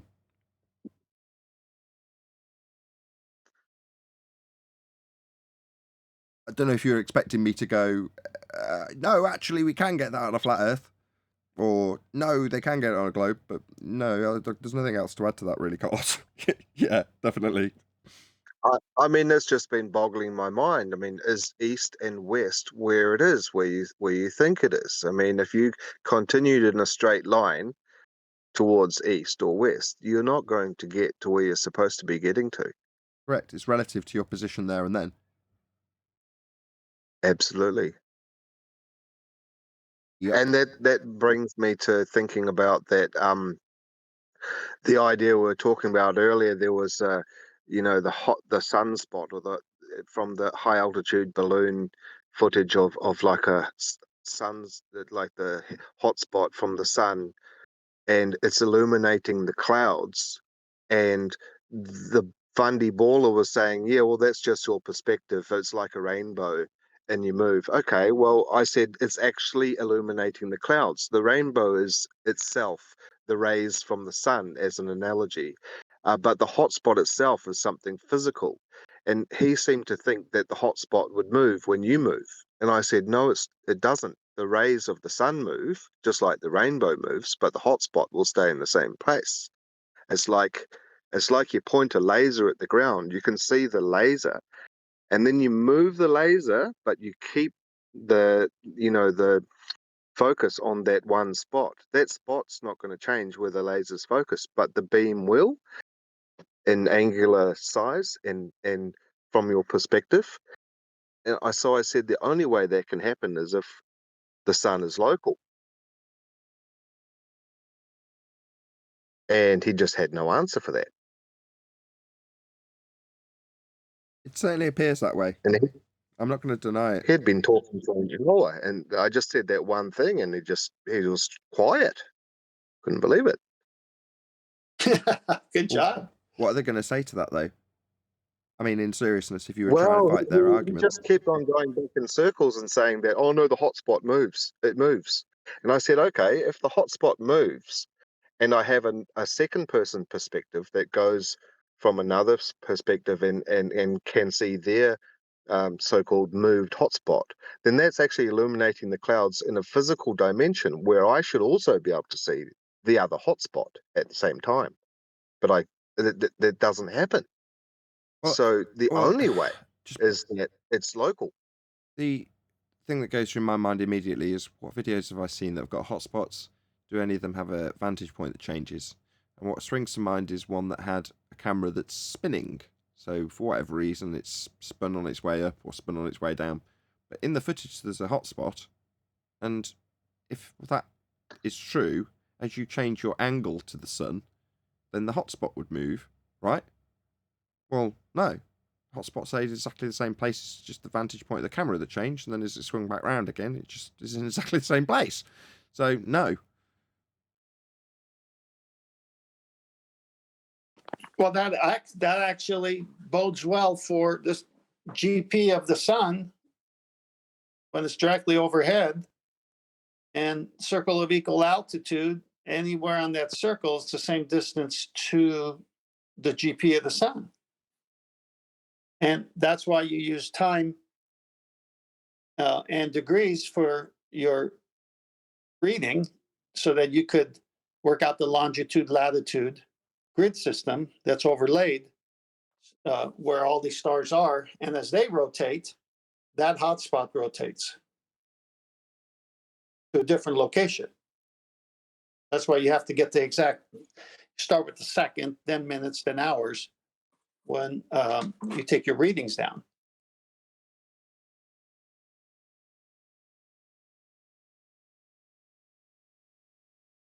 Got to be flat with the tool. Absolutely. Circle of equal altitudes cannot work on the curved surface. It's just that simple.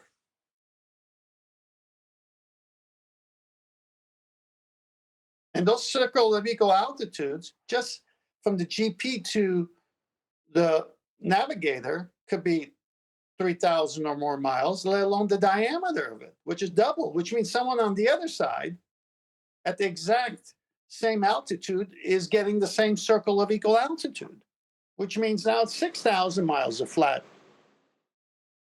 Thousands of flat.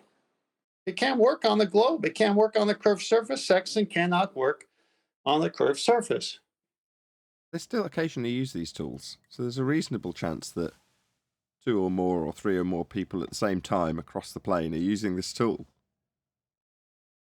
Therefore, the line between all of them, because there's so many navigational stars, I can't remember how many. You said that's the shorthand version. I think it's 60 odd. I know there's hundreds, but the one that they use 64.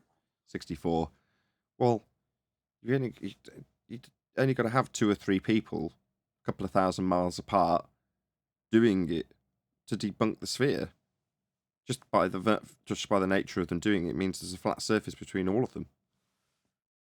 You just go to the books that they write about how it works, and you don't even have to have a second person because it's equidistant anywhere on the circle from the GP. So no matter where that's why you need a second sighting, because when you do one, that's not triangulation. That's just you're somewhere on this circle equidistant from the GP. So say 3,000 miles for this example, from the GP of the sun to you. Well, if you're somewhere else on that circle, still 3,000 miles, but you don't know where you are on the circle. So when you take your second sighting of another star, or wait a few hours and shoot the sun again and do the math, you get those 2 circles crossing. So now you're at one of these 2 crossings. You do a third, you triangulate. Well, I got confused earlier when because I always thought that sextants need to be used at sea level, and some fundy was trying to say that they used to use sextants in jumbo jets or whatever, way up in the sky, and wouldn't that change your day-to-day horizon distance and your angular size to the star in the GP would? I don't know how that would work at a high altitude with the sextant. I'll tell you how it works. In early days, they had this plexiglass. I don't know if it was plexiglass, but see-through, maybe something hard, bubble on the airplanes. And the navigator on the airplane could actually look at the stars at the 30,000 feet or whatever. And he'd have something called a bubble sextant. It's not the same as the one at sea. And you can look that up. They have plenty of resources and videos on it. And the bubble sextant, just like a spirit level, you have to keep it level. And we had that picture, Nathan, that you asked me to post the other day that shows how they go to the center. They got that level line, and then you go to the surface, they got a tangent plane, and then the airplane has the same, level line. So you need a straight baseline is basically what they're doing. So in the bubble sextant, you have to hold it horizontal, all right? Much like a artificial horizon works on top of a chair with your sextant close to it, and then you have the angle. So later they found out that plexiglass was causing too much drag on the airplane, so what they got rid of it, and they have almost like a small periscope now. And this is how they do it through a small periscope, and it's attached to the plane. It's an interesting research thing. I've seen many videos on it, but it works exactly the same way. You need two straight lines. And then the math for the people doing it on the plane is actually the Air Almanac. And that's why they've got it reduced to 64 navigational stars, whereas the Nautical Almanac is just under 200 stars you could use. But everyone at sea likes the Air Almanac because it's a smaller book.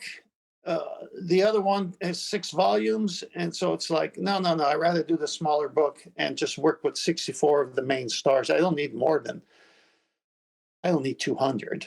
So Yeah, so you wouldn't need to rely on using the sextant by focusing on the crosshairs on the horizon and then taking your measurement, because the higher you get in altitude, if it was a ball, your horizon would be dropping down.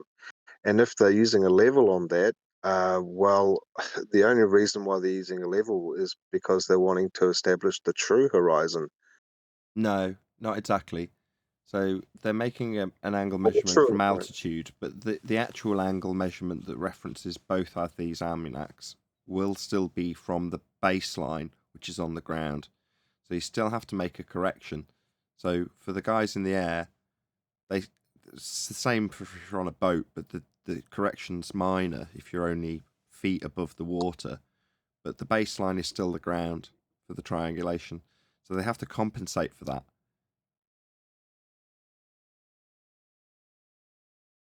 They have to lower the angle. They have to lower the angle to the ground, basically. From the air, they have to compensate for the 30,000 feet that they're above the ground.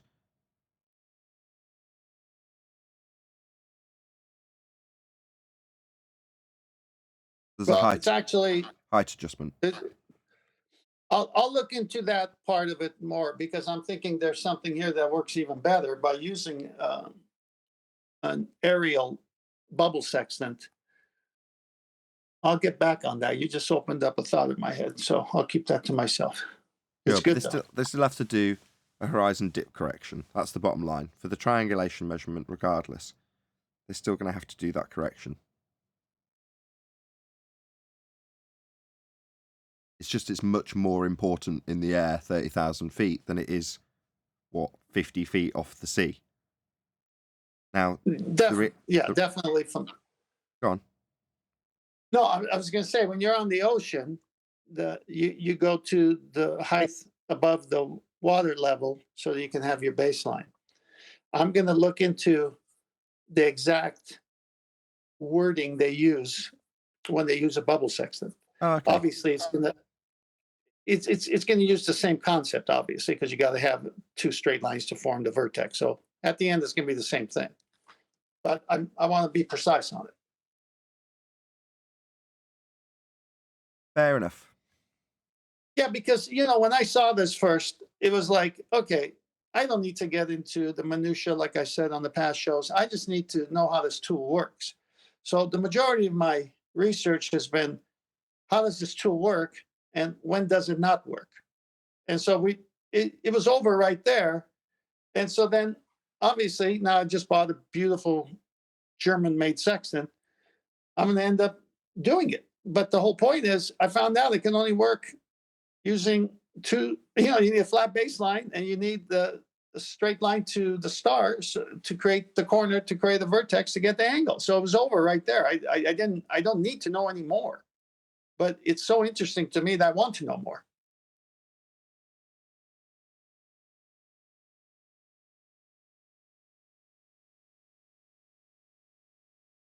Yeah, it's a hand on heart flat Earth proof. I love it. I think it's ace. Oh, it's going to be. It's actually. There's so many things, Nathan, that I haven't even put out. That once I wrap my mind around those things, they may be stronger than the initial information we got from how a section works. That's how good this is going to get. Did you want to add something, Truth Seeker?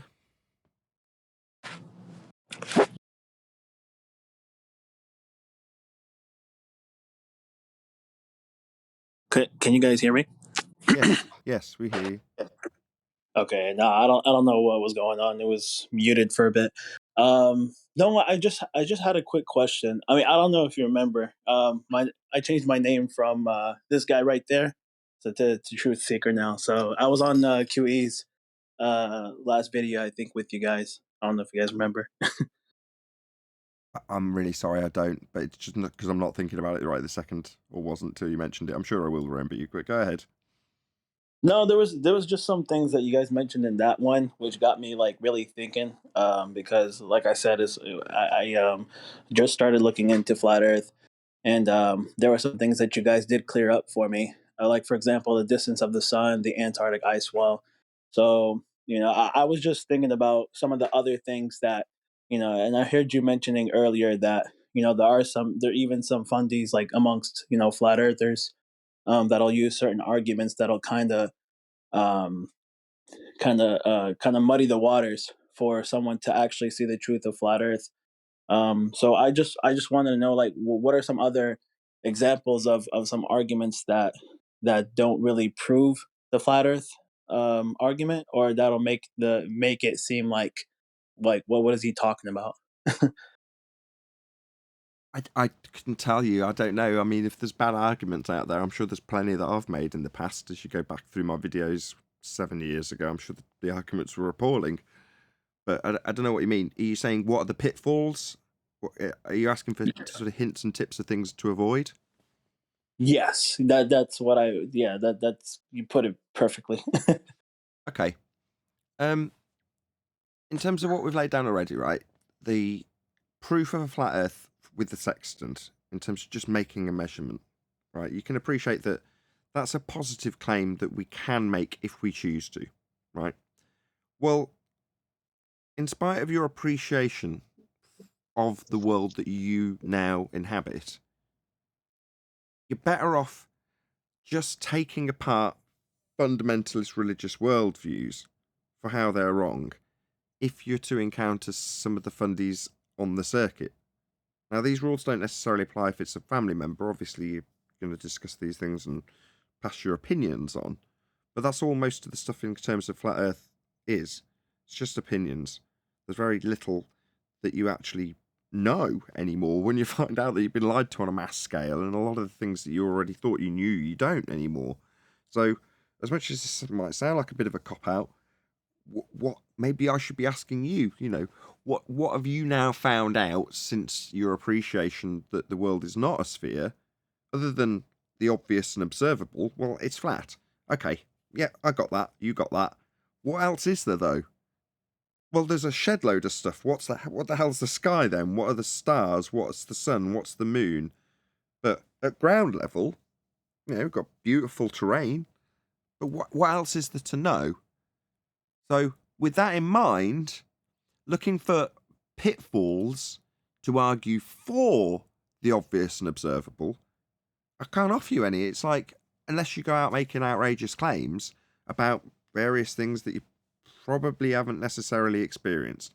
I'll give you one example: ether. You heard that come up? Ether? Yes, I've actually read that numerous times, especially when looking at the Alberson the Albertson-Michelson-Morley experiment. Exactly. So, ether. Outrageous claim. What the hell is it? But people will preface their argument on the pre-existing medium of ether. What the hell is it? Well, they won't give you a definition of what this ether is. You know, and often in many instances, it's just a substitution for the sky vacuum.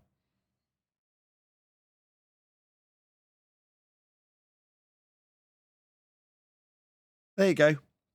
My advice is don't make outrageous claims. And if you don't know, be humble and say you don't know. That's it. That should serve you very well. The problem is, in this arena, we have people that want to be the next guru. And they want to lead others on a path.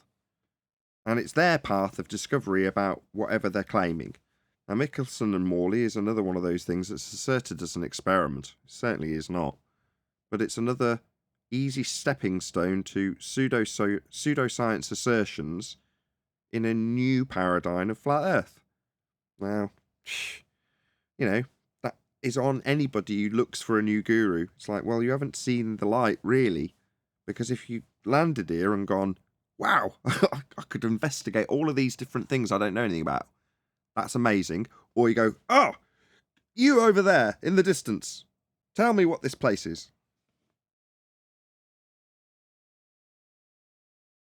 Further to that, start parroting off that crap to other people. Yeah, I was I was reading into the experiment, and the whole ether thing kind of threw me off.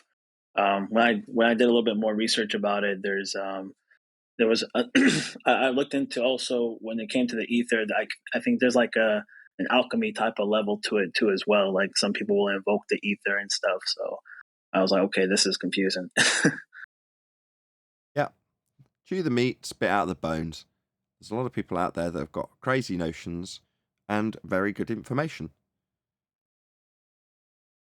Yeah, Let me give you a it's little pretty. advice. You're in the right place here.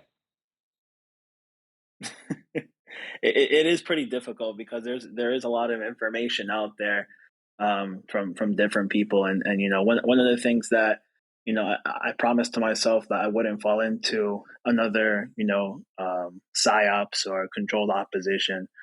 So that's why I just try to sift out through the information as much as I can, and the things that are observable or things that just don't make sense, I just take a step back and be like, well, hold on a second. Okay, you're talking about ether, or you're talking about some other things that you're falling into that same hole of pseudoscience. Where's the actual proof for it? Where's the observable proof for it? You know, one of the other things I've heard being mentioned too is about the physicality of the moon. Some people say it's a flat luminous disk. Some people say it's spherical. You know, especially when trying to explain like lunar eclipses and the possible like reasons or explanations for lunar eclipses occurring. One of the things I heard is like a dark body that goes over the moon during lunar eclipses or solar eclipses. But like I said, I don't know too much about it to actually explain it in detail. So okay, it depends which paradigm are we in. Are we in like a Christian paradigm where they're all angels? Are we in a Simba paradigm where they're all lions from years gone by? Are we in a heliocentric paradigm where they're rocks and burning balls of gas? My point is, until you actually know what the stars and sun and moon are, can you make any claims about what they're doing? You can describe what's happening before your very eyes, and that's about it. Now you can further infer that things that have not happened before your very eyes, for example, the moon goes in front of the sun. So a moon as a physically orbiting rock in the sky moves in front of a physically burning ball of gas in a second law of thermodynamics violation sky vacuum 96 million miles away. That's the claim, right? But that's an extrapolation based on the observably obvious of what's occurring. But that isn't what you actually see. You don't actually see what we call the moon move in front of what we call the sun. That does not happen. But their heliocentric paradigm tells you that it does. So you then move over to the flat Earth side, and Rakia obscures the sun. Does it? The fuck is Rakia? Oh, well, it's this body that we don't see. Is it? Yep. Why is it? Because it's here in these astrology books. Is it? Are you meaning Rahu and Bohu? That's Not what I meant. Rakia. Not Rakia. Rakia means roof. Yeah, that's what I've heard. I've heard. Sorry, someone let's just say get the today, paradigm right. Tokar and Razar get in front of the way of the sun. That's right, isn't it? No, I've heard. So the dark body I heard was also Ketu, and I think Rahu as well. Like I read it in the Flat Earth book that it was Rahu, and like I said, that in and of itself like confused me. I'm like, okay, well, this dark body that's covering, have we actually observed it? Is it, like I feel like we're just falling into another rabbit hole that way.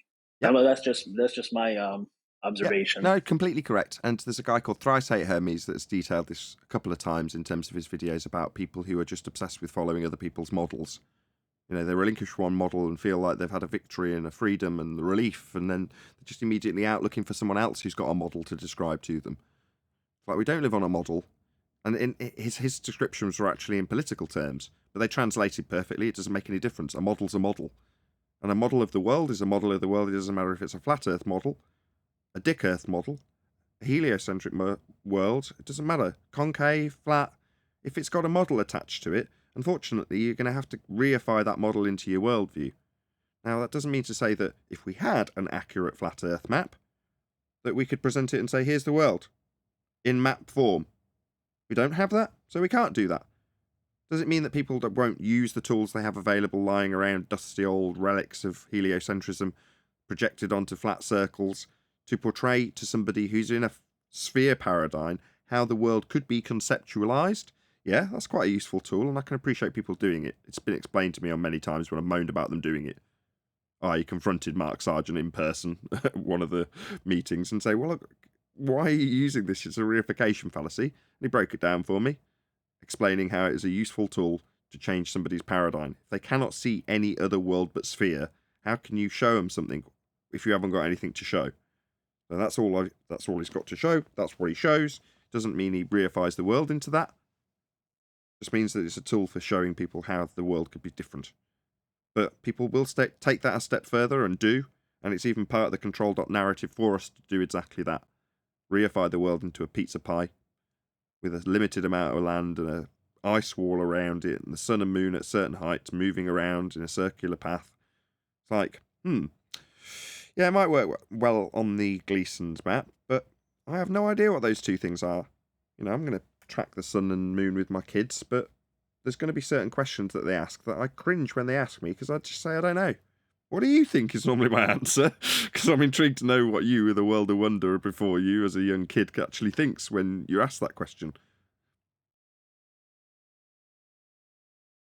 You can be that kid. You can go, I don't know. I wonder what it is. Maybe it is lions.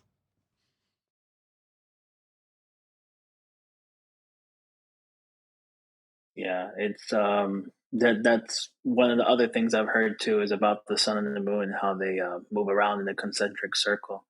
I mean, even though, yeah, it's a better alternative than what the Globers have, and it's a better explanation, but for us to know that for sure, like there has to be, the scientific method has to be established in that case for us to actually say for sure that, okay, the sun and moon, they both move in a concentric circle.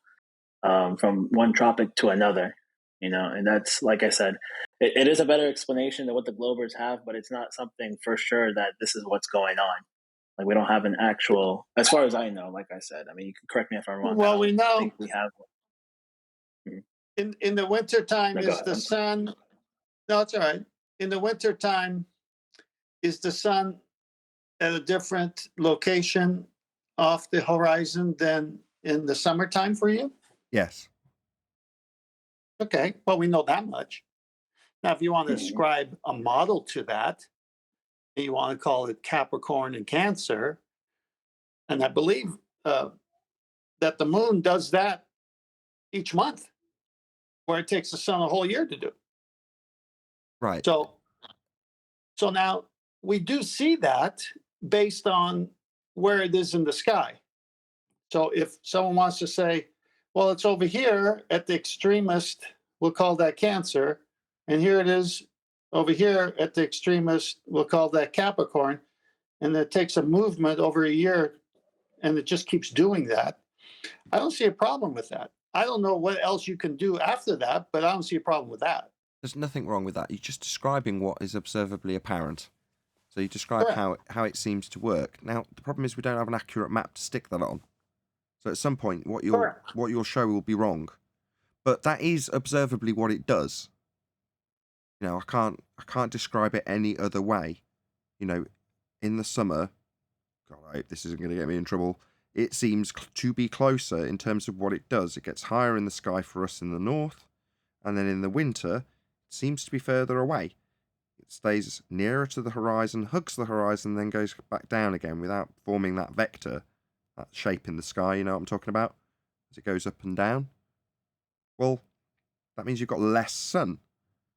Well, in terms of the way that it's been described apparently, you can then derive further concepts. For example, the midpoint between what we've just described.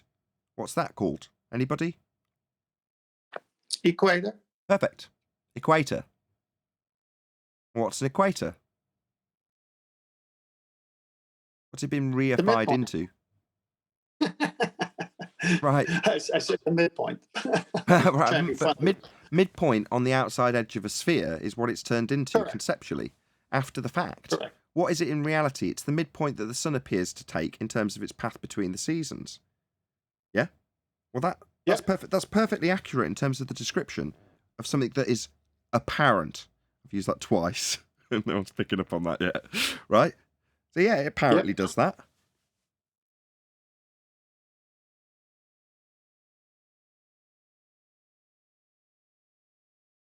And Working out. doing that. Go on.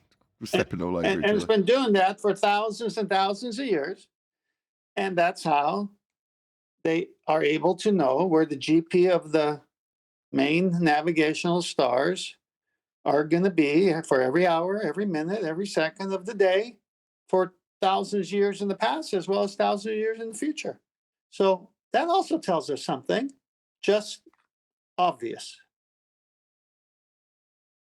There was one other thing I wanted to address. You said you don't want to get involved in any controlled narratives or psyops from the other side. You can't know if you are.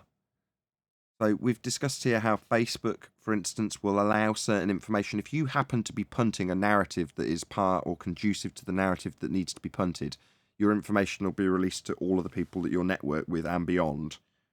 If it's not, then it won't. You know, it's the control of the flow of the information. The production of the information you can leave to all the people who are capable of producing the information.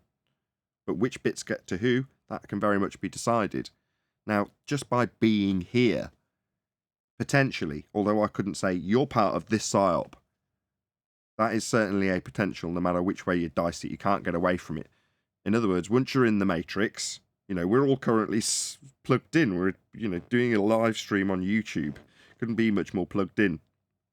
So from that perspective, you know, you're doing it in the matrix. So if you're like, I don't want to be part of that PSYOP, you know, that controlled structure, it's like, yeah, you're right. You can't really get away from that, unfortunately.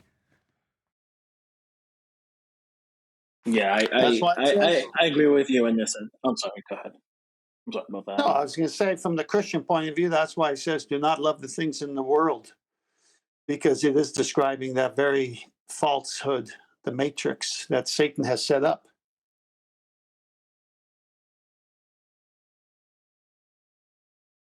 People do love their Facebook. Facebook. Yeah, I mean, I understand. I'm sorry about that. Go ahead. I was going to say something like Facebook is the devil, as is the metric system. I mean, Facebook, I mean, it's like a double-edged sword. It has its benefits, you know, in terms of, you know, spreading information and whatnot. But yeah, I mean, I can see, you know, it does have a huge role in spreading this, you know, misinformation as well, and disinformation, you know, something that'll, like, you know, get people turned off when they hear about flat Earth. Like I think it was you who mentioned about the picture of the, you know, there's a picture going around of Earth being a a pizza in space, a flying pancake in space. Yeah, that's And when Flat Earth people see Society. that, yeah, Flat Earth Society. yeah. Dude, Facebook And, commercialized yeah. Facebook commercialized fake news. They literally they broke that can open. It was a whole item. Remember that? That's like 10 years ago. And like anything that they said that they put forward in their news recommendation, it could just be fake news, and they didn't care. Even South Park made an episode about it. Remember that? That's Facebook. Yeah, I remember that episode actually. Yeah, I remember Well, which one you're talking about. It's insane because, like I said, I've always had these conversations with my relatives and stuff, and then I'm over here trying to explain to them like demonstrably proven evidences of the Earth being flat, and then the first thing they do is they go on Google. It's like, okay, so this is what you believe the Earth looks like, or they'll bring up something from the Flat Earth Society or something nonsensical. Like Name for that example, fallacy. You know what that fallacy's called? well, I'm sorry. That's called Straw man? No, it's not a straw man. It's a stereotyping fallacy. A couple of weeks ago. Stereotyping, yeah. Yeah, QE pointed this out. It's like the controlled op narrative has been positioned to set everybody who opposes us up with a stereotyping fallacy. Because you are a, quote, flat earther, that means you believe this. And I am going to take apart this. Because you're a flat earther, so you believe this. So, most flat earthers believe that Earth is a pizza pie flying up through a sky vacuum at 9.8 meters per second with boats falling over the edge of it. They are flat earthers. That is flat Earth. So I'm going to pull that crap apart. They also believe that the azimuthal equidistant North Pole centric globe projection is a flat Earth map. And my flights don't work on it. You go, let me get this straight. You're telling me that I say an azimuthal equidistant North Pole centric globe projection is a flat Earth map when it's a globe projection, and you're going to tell me how your flight doesn't work on your globe projection, therefore not a flat Earth. I see. That's very interesting. Also a stereotyping fallacy. Models are pseudoscience. We don't live on a model. That's a reification fallacy. Why the hell would you claim this? Both of these models are yours, none of which we live on. Well, in order for a model to begin to start to get a little real, things that would have to be to scale, like everything, right? If that is even a possibility to make a map layout like that, right? So the globe is not to scale. And I'm pretty sure that the disk model, that map, which one was it again? I always forget the names, but that one is probably not entirely to scale either. So, yeah, it's just a projection. I've just remembered why I've brought this up. So occasionally I'll mention that I'll be watching through a YouTube channel, getting, into it, subscribe, watch a whole bunch of videos, and then they make a flat Earth video and disappoint me very much so. A perfect example, the prime example, in fact, is Thunderfoot. I'm watching his videos, very entertaining, very good, and then he makes a crap flat Earth video. Or makes some shitty claim. And you're like, oh, God, now I've got to address that. Right?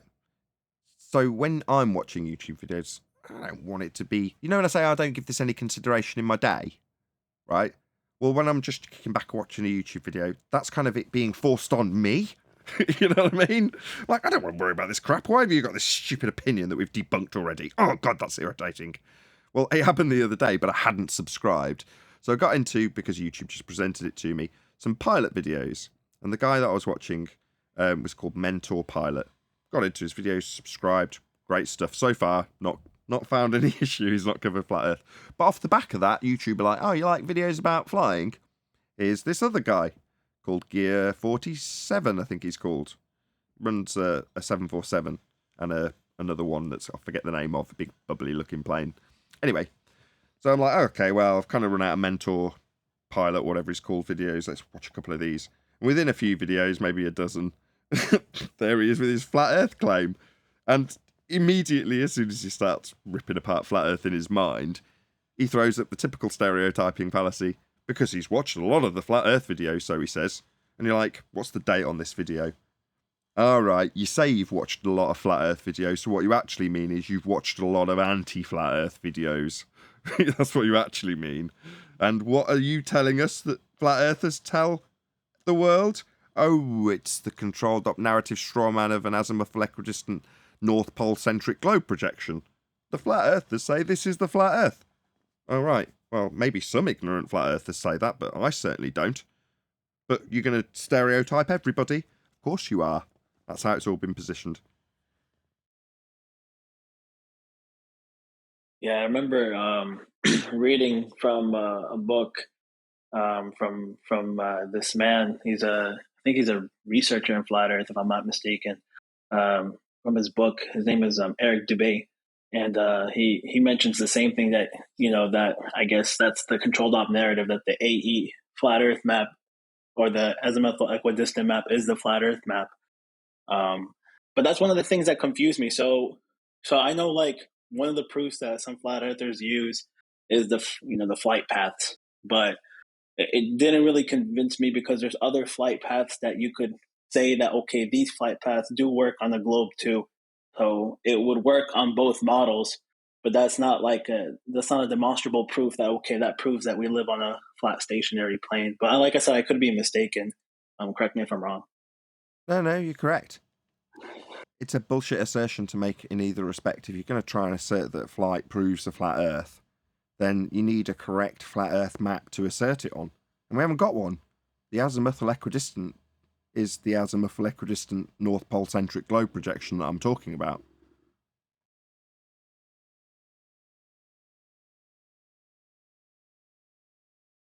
Yeah, I see a lot of flat earthers use that map and purport it as the flat Earth map. I mean, again, like I said, I mean, if it's a globe projection of a flat Earth map, why even use it? It's coming from one source. It's coming from NASA. It's coming from these same people that we're arguing against. So I kind of see it as something defeating purpose for us to even use a map that's totally being agree. depicted by that. I mean, I totally agree. It's the first thing I looked into. Very first thing. So Martin Leitker and myself went and looked at maps. Or I latched on to Martin because he was, at the time, his mates called him Mappy Martin. He had a load of maps and was interested in maps. I'm like, this is my man.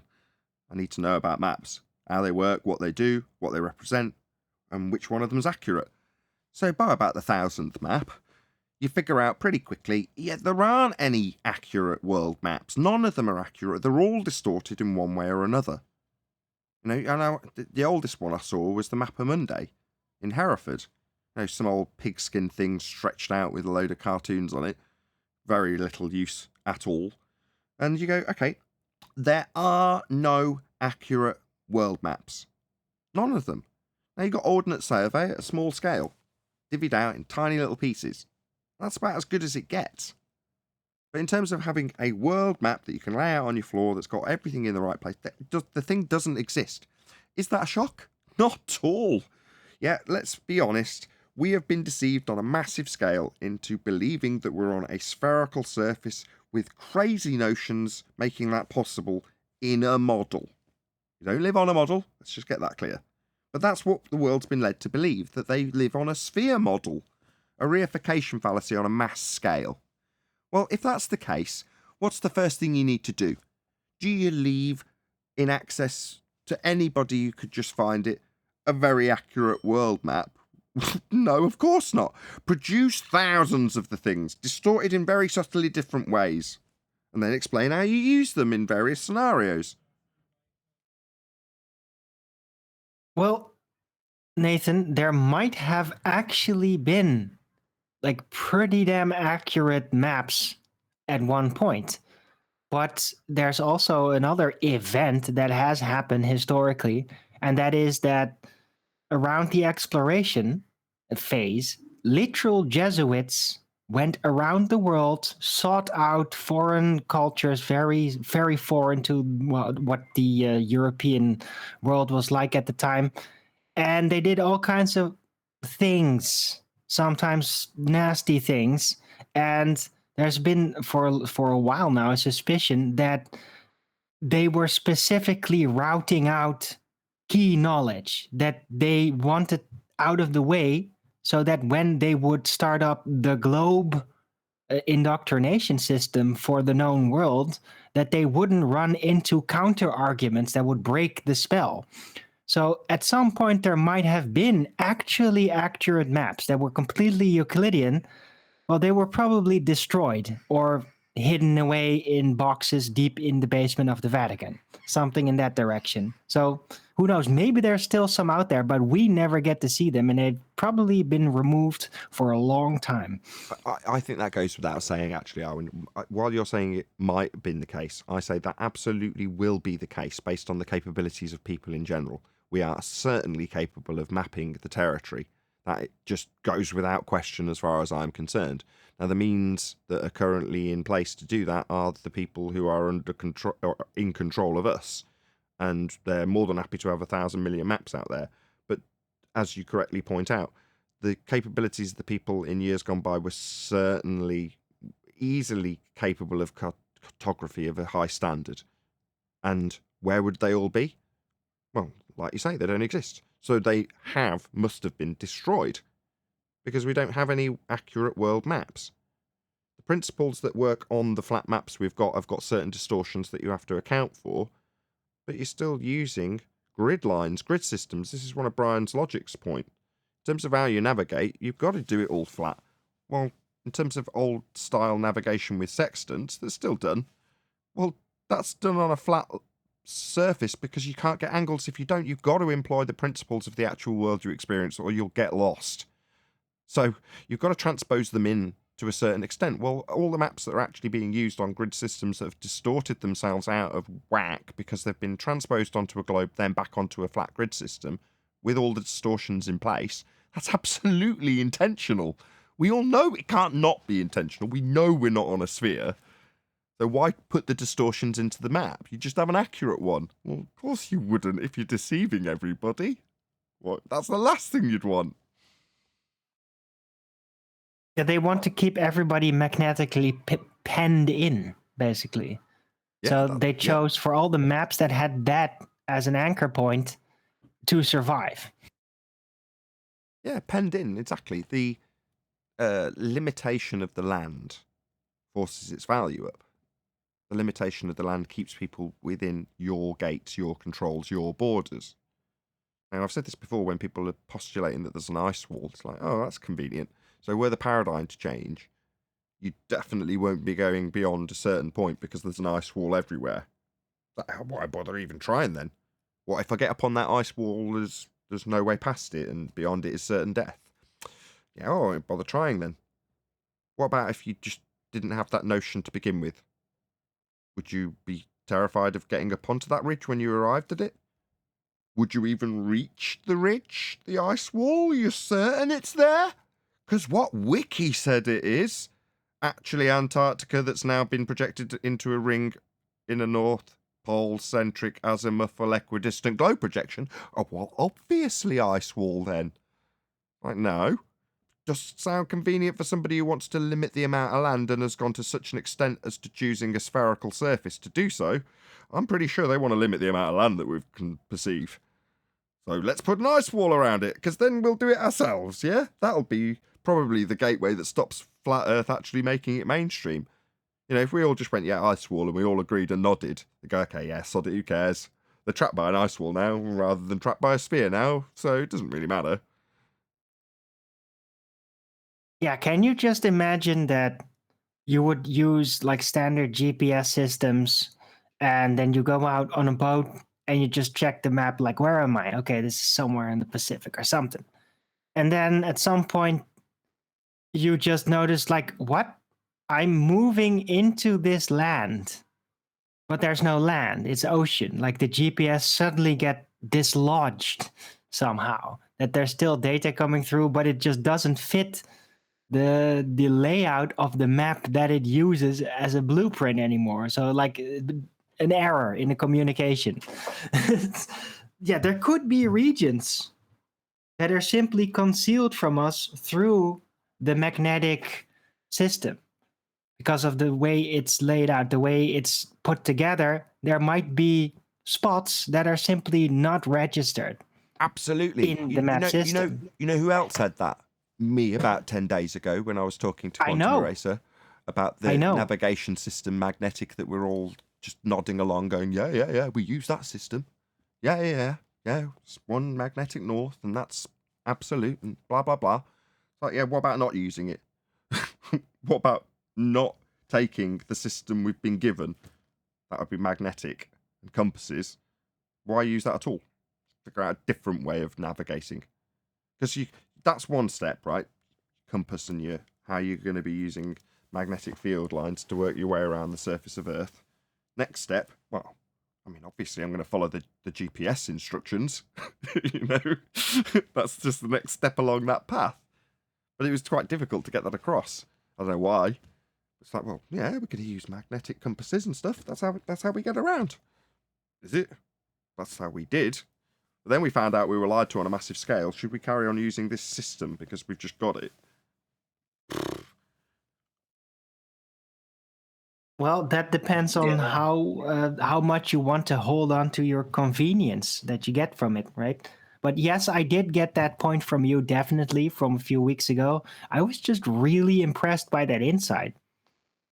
Because I had never looked upon the maps that I have seen like that before. Like, yeah, there could actually be missing spots that because of the design of the map, they're just not included.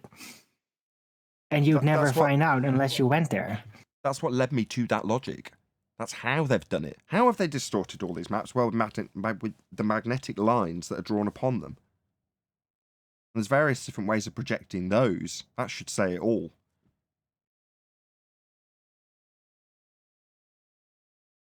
I was waiting for Anthony Riley to pipe up and point. He's not here, but if he was, he'd be saying, yeah, declination and how they move it around when they've got errors on a sphere and etc., etc. But, how the distortions occur, that's how they keep us moving around. Moving around in circles if we're following magnetic lines.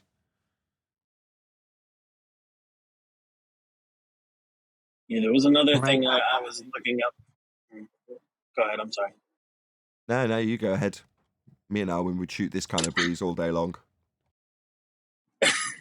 I was that was another thing that kind of I couldn't wrap my head around was the whole there is no molten iron core. Okay, I do agree with that premise. I mean, you got to have R for that. You have to have observable proof for that. The furthest we've ever dug down is 8 miles. But then at the same time, okay, so now you're hearing people saying, okay, there's the North Pole. It's considered magnetic north.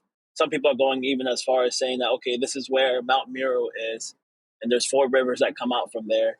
I mean, we haven't really seen it, so how can we really say that that's what's really there? I mean, I understand, okay, there's bases around there where it limits exploration, but then to say confidently for sure that there's magnetic north because of the compasses pointing north, then okay, but you're just, to me at least, you're going along with a narrative that they're already put in place for you. And some of the maps. Yeah, the maps are really the main lead for that, right? Because they have been described. Those regions have been described. So it remains kind of a mystery. Were they making it up for some reason, some occult reason, whatever, or as a distraction maneuver to distract wild pirate sailors to basically go into a trap and get lost, to get stuck in the ice? Or was it actually real and it's not readily accessible, right? It might be hidden within the projection itself. Maybe that island with the 4 rivers is simply beyond the north that is registered in our map projections. There you go. It seems to me like when you're asking us for tips and tricks on what pitfalls there might be along this flat Earth path, but it seems to me that cognitively you're already well aware of all of them, and you're just seeking affirmation that you're already right in your assumptions when it comes to things like Mount Meru. Well, trust your instincts by the sounds of things, because the reason you're asking is because presumably you don't think or you don't know that you're right in what you've already thought. Well, you are. Just take that as assurance if you need it. You're already right. You're already on the right path by going, should I assess this? The only tip beyond that is just don't take it too far. So, claiming that Australia doesn't exist, that happened back in 2015. People saying, well, Australia isn't a real place. Flat earthers. Now, that could be... It's still happening now. Really? Who? Who said that? Not important. The point is that you don't take it too far. Denying the existence of Australia is a step too far. Denying the existence of Mount Meru, a place that you've never been to, there's no accounts that you've got firsthand from any primary sources on, then that's reasonable to say, I'm a bit sceptical about that. But likewise, there's other things that you are led to believe in Western world society on a heliocentric world do just take as read also, and by being here, you presumably have gone, well, there's presumably other things that I should now be a little bit more sceptical of. And good, that's the way to be. A bit more sceptical will serve you well. Yeah, I mean, Right. that you're correct in your. I'm sorry about that. Somebody was trying. No, It's you go first. Alwyn stepping all over you, don't worry. No, I was. I mean, your assessment is definitely correct. It's just I've had discussions with this with several flat earthers on the topic, especially on the website iFirst, the iFirst website. I've had discussions with this numerous times, and it came to a point where it kind of really became hostile. Some of them accused me of being a shill. Which, like I said, I mean, I'm pretty much new to flat Earth, but I'm already being called a shill. Hold on, discussing what? Do you mean Meru? Is that the topic that you were being called a shill over? Well, there was other topics besides Meru. There was also Rahu. There was, man, I forgot what other. It was just like I said, because in essence, we were really going over. So it transpired from lunar eclipses, the causes of eclipses, and they were saying it was Rahu. Well, I still couldn't wrap my head around there. And then it moved to, Antarctica, the ice wall, magnetic north. So I just made these type of assumptions or these assessments. I'm like, okay, well, hold on.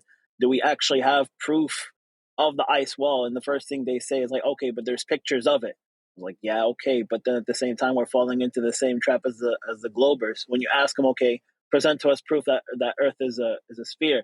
Well, okay, well, there's pictures from NASA.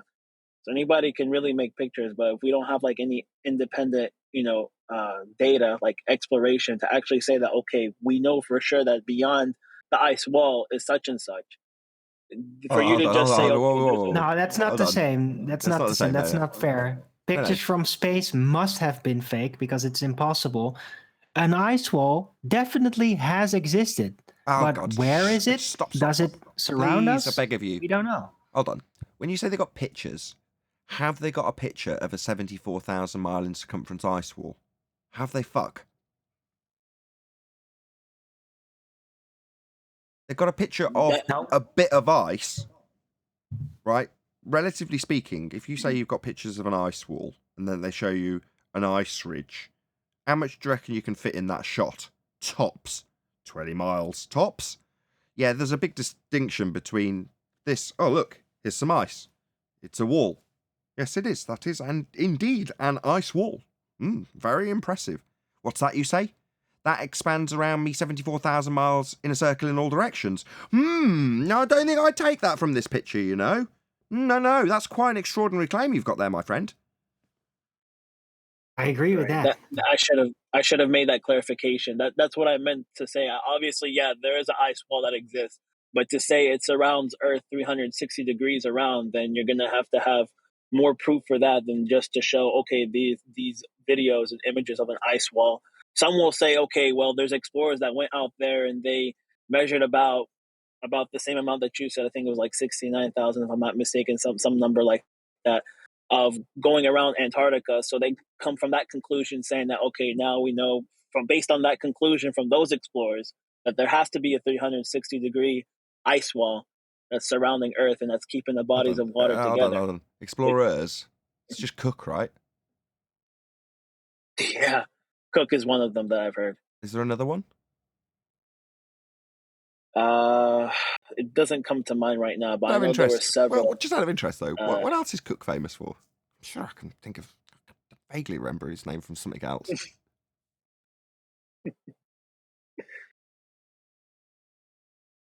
I think I see what you're alluding to here. What would be? What that'd be?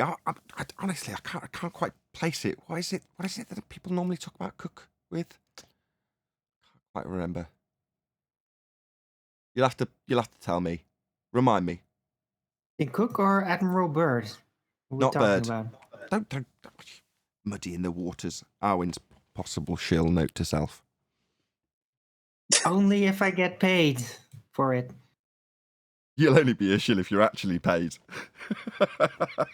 Well, there was a book that I was gonna actually look into reading where it does say that there was a lot of numbers that they came up with that ended up later on being fraud, and they didn't really reach the South Pole or North Pole? I forgot which one it was, but there was like a lot of fraud going on between several explorers. But like I said, Cook was one of them. But then there's another one that doesn't come to mind too, which I forgot. But these were the type of things I was being called a shill for, and yeah, But not accepting that's why Cook. I. Now this is where Arwen segue would have been perfect. Yeah. Similarly, you've got Byrd, right, appearing on national TV, and now obviously this particular admiral in the PSYOP, he's a bloody admiral, right? No, he's on our side, you know. You know why? Because there's a lot of resources in Antarctica.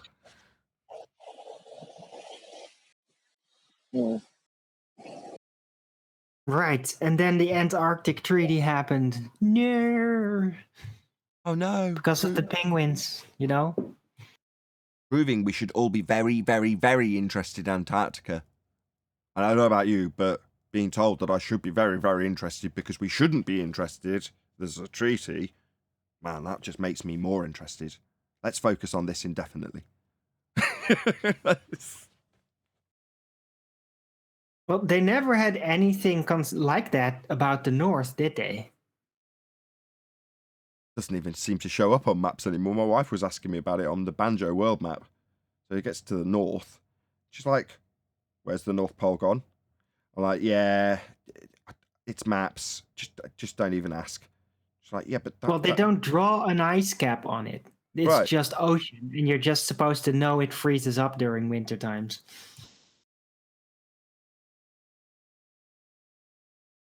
And the Russians go through there with their icebreakers and all that. So it does still freeze up. There's a massive area that's sometimes there and sometimes not there, according to the maps. Oh, all right. Well, that's cool. Right? What?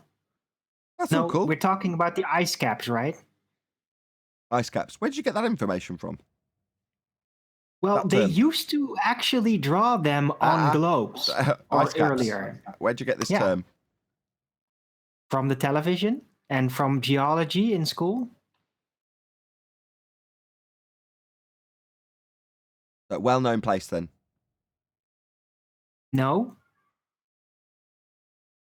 Oh, Look, by the I'm way, just trying also to say Superman has his base there. Right. It's shrouded in mystery, but we're also simultaneously told how it's shrouded in mystery. Right?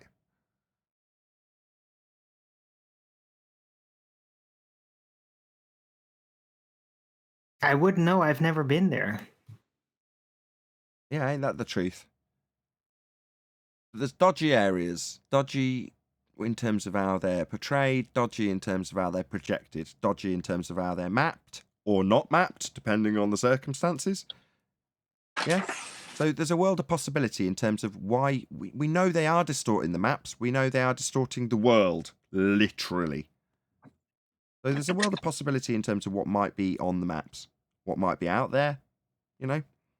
And these might be the places we're discussing. This is my main point. Do you want to just pop yourself on mute, Truth Seeker? You're causing a bit of chaos. I'm sorry about that. That's all right. That's all right. Arwen will probably do the same now.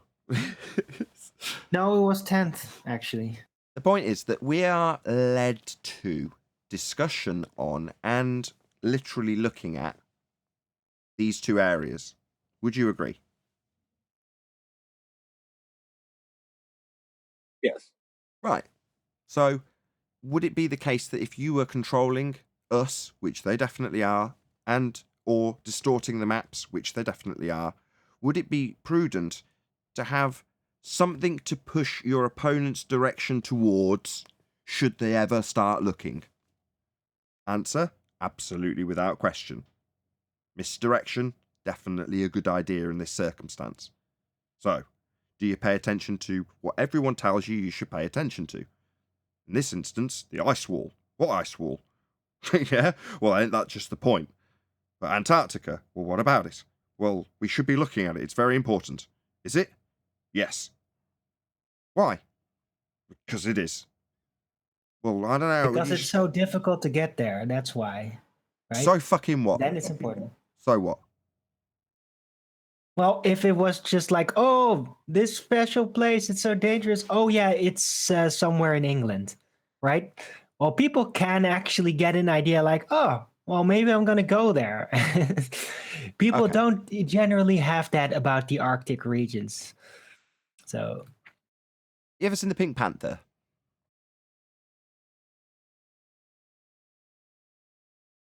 Which one? Any the Pink Panther? Cluzel? Oh, right. Okay, perfect. So, what do? You've got a gem, right? And you go on the news and you say, this £1 million gem will be heavily protected and fortified behind this glass screen.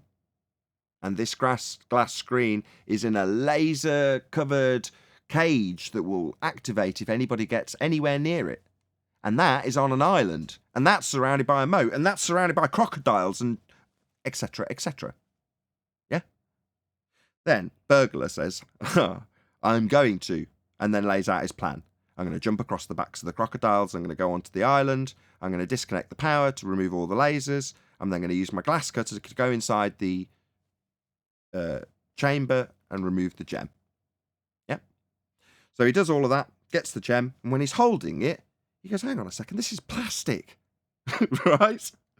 And somebody somewhere who's locking him up at that point as all the cages fall around him, they go, do you really think we'd actually put the real gem in that cage? Don't be stupid. We're going to put it somewhere else and we're not even going to mention ever where we put it. Now let's transpose this example onto land. Yeah? Do you put it in the place that everyone's now discussing? Look, we're discussing it, our opponents discuss it, it's on the news, there's stations there, it's an area of interest, Top Gear drives to the North Pole. Yeah? Do you hide something there? Or do you put it somewhere that you'd never ever mention that happens to exist but just doesn't really exist, like in your GPS example, where suddenly you're off grid and you don't even know why? It doesn't match up with the maps. Well, what they could do, hey, Neil, right? What they could do is actually switch the hiding places. So they say, "Oh, look at this over here. It's on the South Pole, but it is actually on the North Pole." And then they look, "Oh, look at here, this North Pole thing. That is on the South Pole." So that when you go looking for it, you will not find it. You might find the other thing, but you won't be knowing you're looking for that. So it'll just pass you by. The only thing I could say to Hiding in that plain is, sight. the only thing I could say to that is not my gem.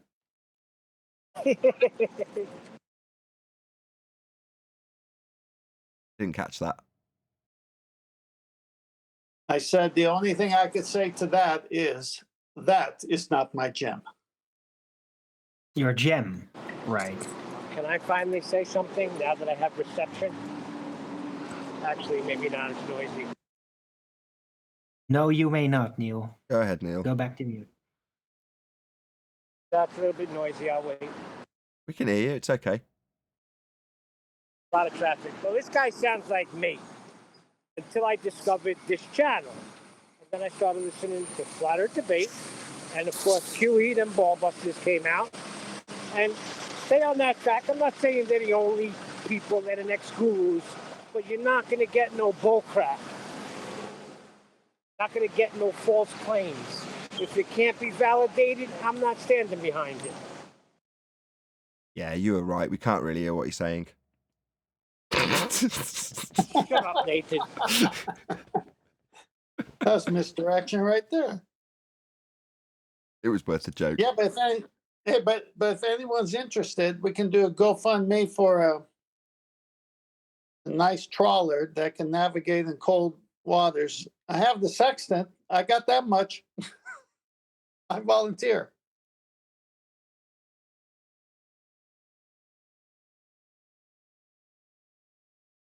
So yeah, in conclusion, don't make any extraordinary claims that you can't actually back. And that's it. You should be all right. And be wary of other gurus and their models. What I just said. Yeah, that was that one of the reasons why I mentioned these things is because it's kind of hard to, at least for me, it's hard to distinguish what's the meat and what's the bones, because you have all this information out there, and I mean some of it, okay, you could say, okay, these need to be validated, so therefore we're not gonna be behind it, but then at the same time, okay, so these explorers are, like, for example, the ice wall. Even though we don't have an image of a 360-degree ice wall, we do have images of ice walls, and we have these explorers you coming gone along there? and saying that, well, He's not saying Have that, you Neil. gone there? Neil, you weren't Multiple ice here. wall? What does he I say? was here. I heard it.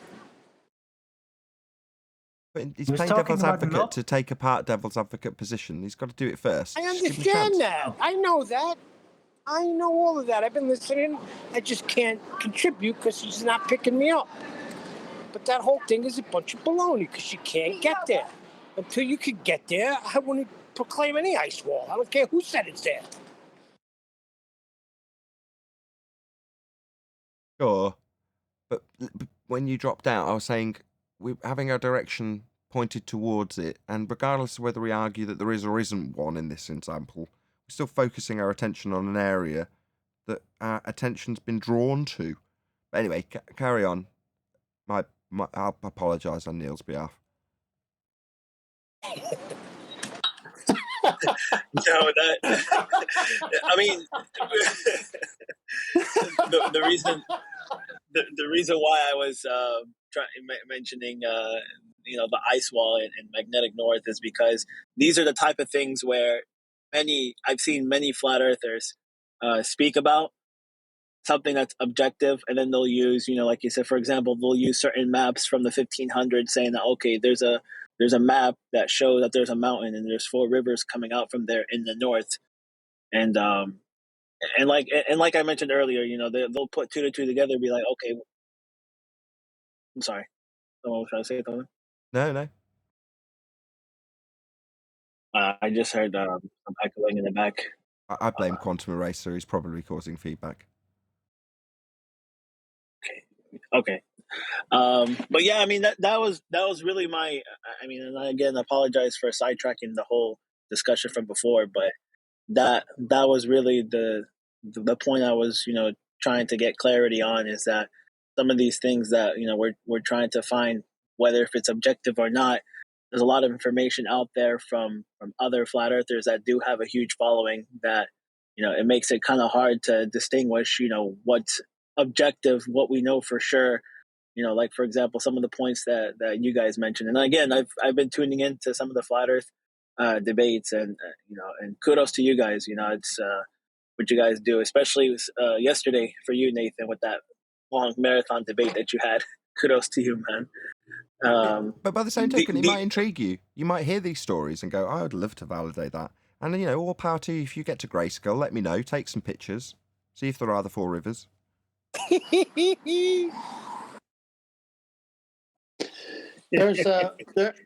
There's a scripture in the Bible, 1 Thessalonians chapter 5, verse 21. Test all things, hold fast to what is good. So that's what we're doing here. We're testing everything. When it checks out, we hold on to it. Correct, Timothy.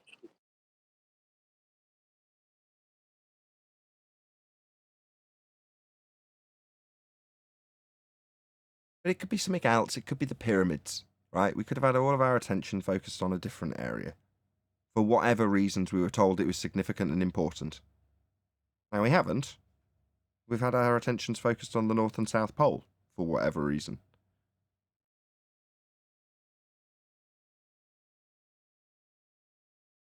Yeah, that was the You're getting closer. when I was looking. No, go ahead. I'm sorry.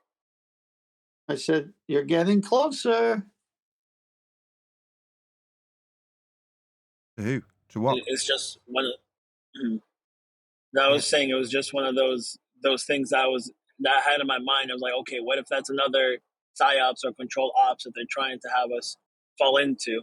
Is okay, what's extraterrestrial? What's beyond the ice walls? There might be other lands and other people, and and then same thing with magnetic north. I mean, even though these are things that are possible, it is possible. There might be a Narnia out there. Who knows? But to say objectively for sure that this is what there is, like for sure we know this, then that's something that I've had discussions with other flat earthers, and they seem to take offense to it. Not all of them, obviously, but the ones that I've had discussions with on this matter. Yeah. Whenever I was first trying to find out about the truth of flat Earth. Yeah, they're exhibiting cult-like behaviour, and it's because they've fell off the wagon of a globe Earth and got onto the next wagon that went past on the same exact street, and they're like, "Don't challenge our model. We've got ours is sorted, and we tell people our answers based on this model. So don't challenge it."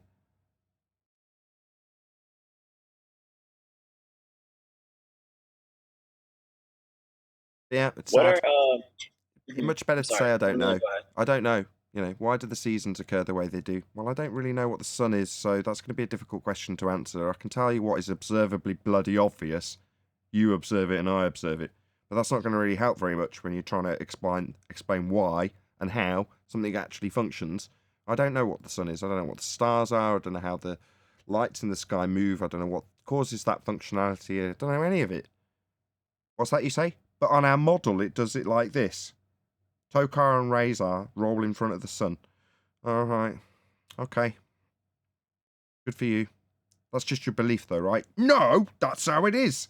So this has been reified into reality, then. How sad.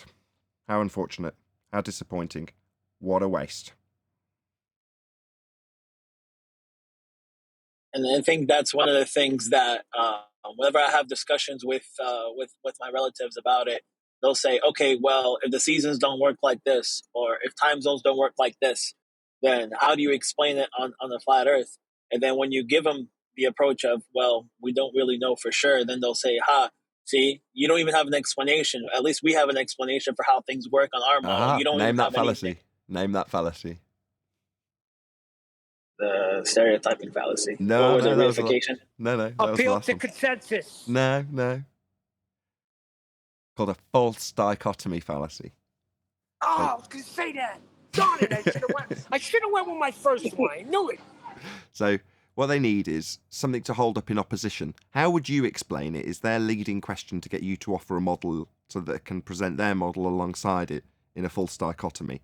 Your model versus their model. So in that instance, they're saying, so you haven't even got a model.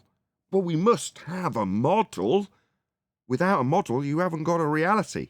So your reality can be hand-waved away because I can explain it with my model. False dichotomy. Lack of model equals fail? Does it?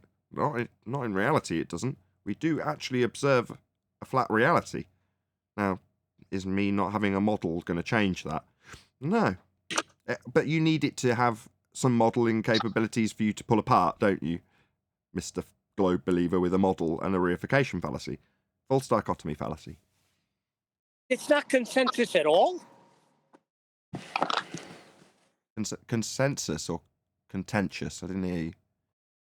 Consensus, he said. It's appeal to everybody else is saying that we have this, and they say it's that way.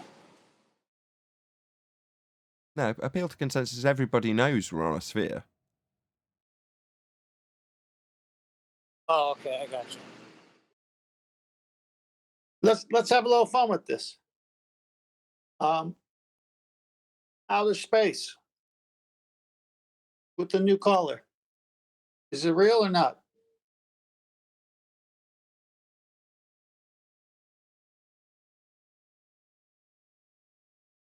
You know the guy listened to yesterday's show, right? Before you quiz him. So were you talking to me? Yeah, he's saying, is space real? What's your understanding about space? Oh, outer space. Well, from what I'm listening to you guys, it's a violation of the second law of thermodynamics. So therefore, there is no outer space, or there is no such thing as outer space. Boom. What do you Very what do you good. hold to? What do you hold on to though? What's my current view of what could be out there? Saying what's Is what the you're asking? sky? No. Let me rephrase. Outer I'm sorry. space, is it real or not? You said you've heard us talk about the violation of the second law of thermodynamics. So obviously entropy, and you could also bring in gas pressure without a container here. So based on those two, do you believe there's outer space? The way it's currently described. I didn't hear that last bit. I'm sorry. It's just saying, do way you it's believe in currently space? described. I'm pretty sure he's already answered this 10th, but he's just saying, do you think space is real? No, I Do know I where think it space stands. is real? I just want to have this. Well, space, yes and no. No, obviously, the version that Hollywood and NASA puts out. But at the end of the day, you know, the stars, we don't know what these lights in the sky are. You Very know, good. we don't. Yeah, I mean, that's why I was confused. I mean, no, in a sense of what NASA and what we hear from Hollywood and all that, what they perpetrate. Yes, I don't believe in that, but obviously we do see stars, we do see, you know, Good. constellations. So I mean, I'm sorry. Good. Go ahead. No, good. So you do know that much. You do know that the current rhetoric is false based on what? You already said second law of thermodynamics. I know, Nathan. Let me be with him. Okay, I'm sorry. Yeah, just like Nathan mentioned, the violation of the second law of thermodynamics, and that gas pressure can't exist without a container. Okay, so you know that much. Do you need to know any more to take down their fallacy, or is that enough?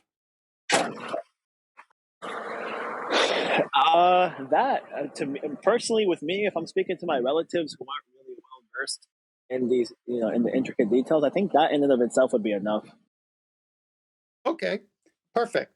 So if something I don't know about what it is at the moment, I might find out later, but at the moment I don't know. But I do know it's not what they say it is. You with me, right? I think he's driving. He's on mute.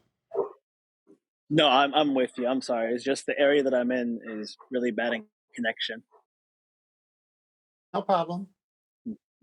But I'm still with you though. I heard what you said. Yeah. Okay, so you do know that the current narrative is a lie, but you don't know everything about the subject to be an expert on it, or when asked for a model, obviously. How would you have a model when you don't know other things? You don't even know what the stars are. I mean, they're lights in the sky, that's about it. But the whole point is, you've proven the current narrative is false. That in itself is valid. And so once people wake up that there's this massive lie on all fronts, on all subjects, all the time that human beings are being barraged with, that's the beginning. And that's really the key.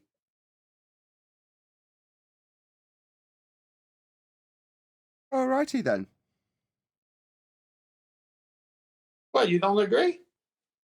Of course I agree. Yeah, that makes sense. I agree. I agree, but the Black Swan is powerful too, and the Sexton is a double whammy. So yeah, but take all three of them.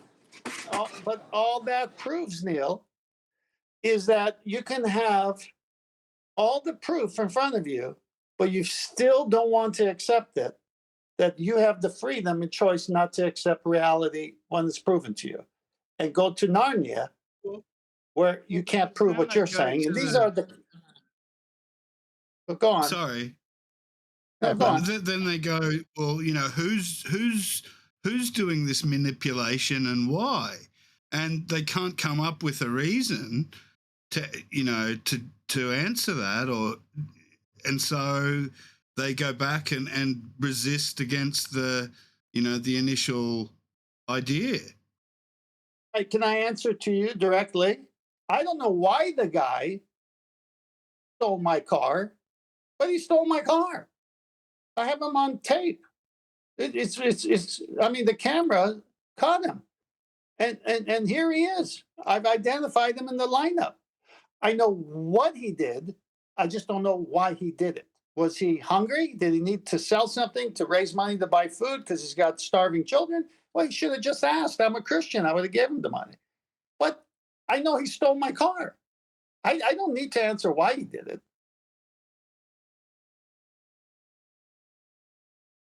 Yeah, but there is a section of people that will go, I don't know how that works now, and I must. So I must find the next model. No, okay, but that's good. So let's go there. So if a person tunes in on this show or other shows that discuss other arenas where we've been lied to on a mass scale and say, okay, I feel a void. I need to know where I must go. I don't like this void, but I'm thankful you showed me that I was lied to about this subject matter. And can you please fill the void? I said, you know what? That's on you, buddy. That's on you, your curiosity, your desire to know. Join the club. I did it when I was young. I looked up and asked God to show me who he was, and he did. And why don't you do the same? Why don't you go figure it out? Why don't you go ask? Why don't you go research? Why don't you take responsibility? Yes, that's a very good point, actually, to end on. So that's probably the best piece of advice. You don't owe anybody an explanation. And not having one doesn't make you wrong. Ah, who's rumpused me? Go on, whoever that was from G+. No? Okay, yeah, just because you haven't got an explanation for something after taking apart a claim. So, for instance, as we've been talking about it, the sky vacuum. So you take apart the claim that there's a sky vacuum. Further to that, the person that you've taken it apart for says, well, what is the sky? And you go, I don't know. They go, well, because you don't know, I just reject your debunking of the sky vacuum and everything in it and the journeys that are claimed to take place in it and all that stuff that's described from space, all of that being fake. No, I don't accept that any of that's fake. It's all real because you can't explain to me after the fact what would replace the sky vacuum. That's not your responsibility. There's nothing wrong with not knowing. So not knowing what they're calling a sky vacuum actually is in reality or why it's blue, well, that's not your problem. You don't owe somebody an explanation just because you've figured out that you've been lied to. And the liars about the subject matter, you might have absolutely no experience in, no subject matter expertise, but being acutely aware that there's a lie in that arena, and highlighting that to next man, oh, that's a blatant lie, that is. How do you know? Because XYZ, irrefutable facts. Oh, really? Well, how do you explain it? I don't know, in that field of whatever it is. I'm not in that field. I just know that's a lie and can prove it. Doesn't mean I'm suddenly going to explain whatever claimed to be scientific theory's been laid down. I don't have to. I know it's a lie. Here's how it's a lie.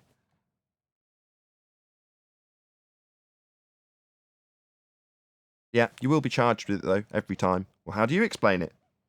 I don't need to. I'd love to. Once I do, I'll let you know. Well, I reject your explanation. All right, okay, sod off. That's illogical to reject it on the fact that you haven't got a replacement. That's really nonsensical, but if that's what you choose to do, which many people do, then all they're going to do is seek out the next person that can explain it. And then they fall into that category of guru worship and following models and new reifications and the same old tricks that everybody else fell victim to originally.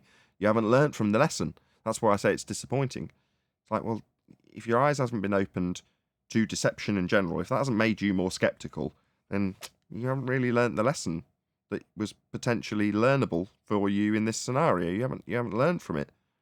Just moved on to the next model, moved on to the next guru, moved on to the next person that's going to give you your explanation for you rather than you explaining it or trying to figure it out for yourself.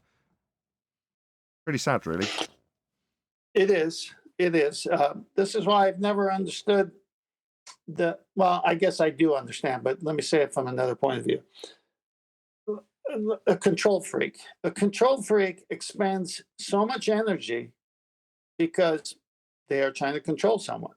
Whereas if you allow people freedom and you enjoy your own freedom, you get to venture off wherever you want to go and check out whatever you want to do, be a subject matter expert in things that appeal to you. And if someone wants to know, they can come to you. But when you control people, then they're hooked up to you almost like an IV. And it's very draining because they're always coming. Now what? Now what? Now what? But that's what the system wants, though. The system wants to put out these big lies because they've got everyone with this IV. Now what? Now what? And all they do is parrot like Akuma virus does. But when you break out of that mold and say, wait a minute, I'm going to think for myself. I'm going to challenge these things. What do I know and what can I prove? If on those 2 points, you can already see that they're lying to you, be done with them. You don't need to know what it is when you just discovered what it isn't. Because what they told you was a lie, and that's freedom right there. Yeah, exactly. Knowing what it isn't doesn't automatically qualify you to tell people what it is. With that, though, I'm going to say a huge, massive, enormous thank you to both Discord and G Plus panels for making today's after show possible. And of course, a massive thank you to all of you in either Nathan Oakley 1980 or Nathan Oakley premiering streams for hopefully smashing the super chat, liking, commenting, sharing, subscribing, hitting the PayPal link, joining as a Nathan Oakley 1980 channel member, and all that good stuff. Also, below this video, you can get £50 for swapping your UK electricity supplier to Octopus Energy, and this is a particular note if you drive an electric vehicle. I've been Nathan Oakley, and I will see you all in the next video.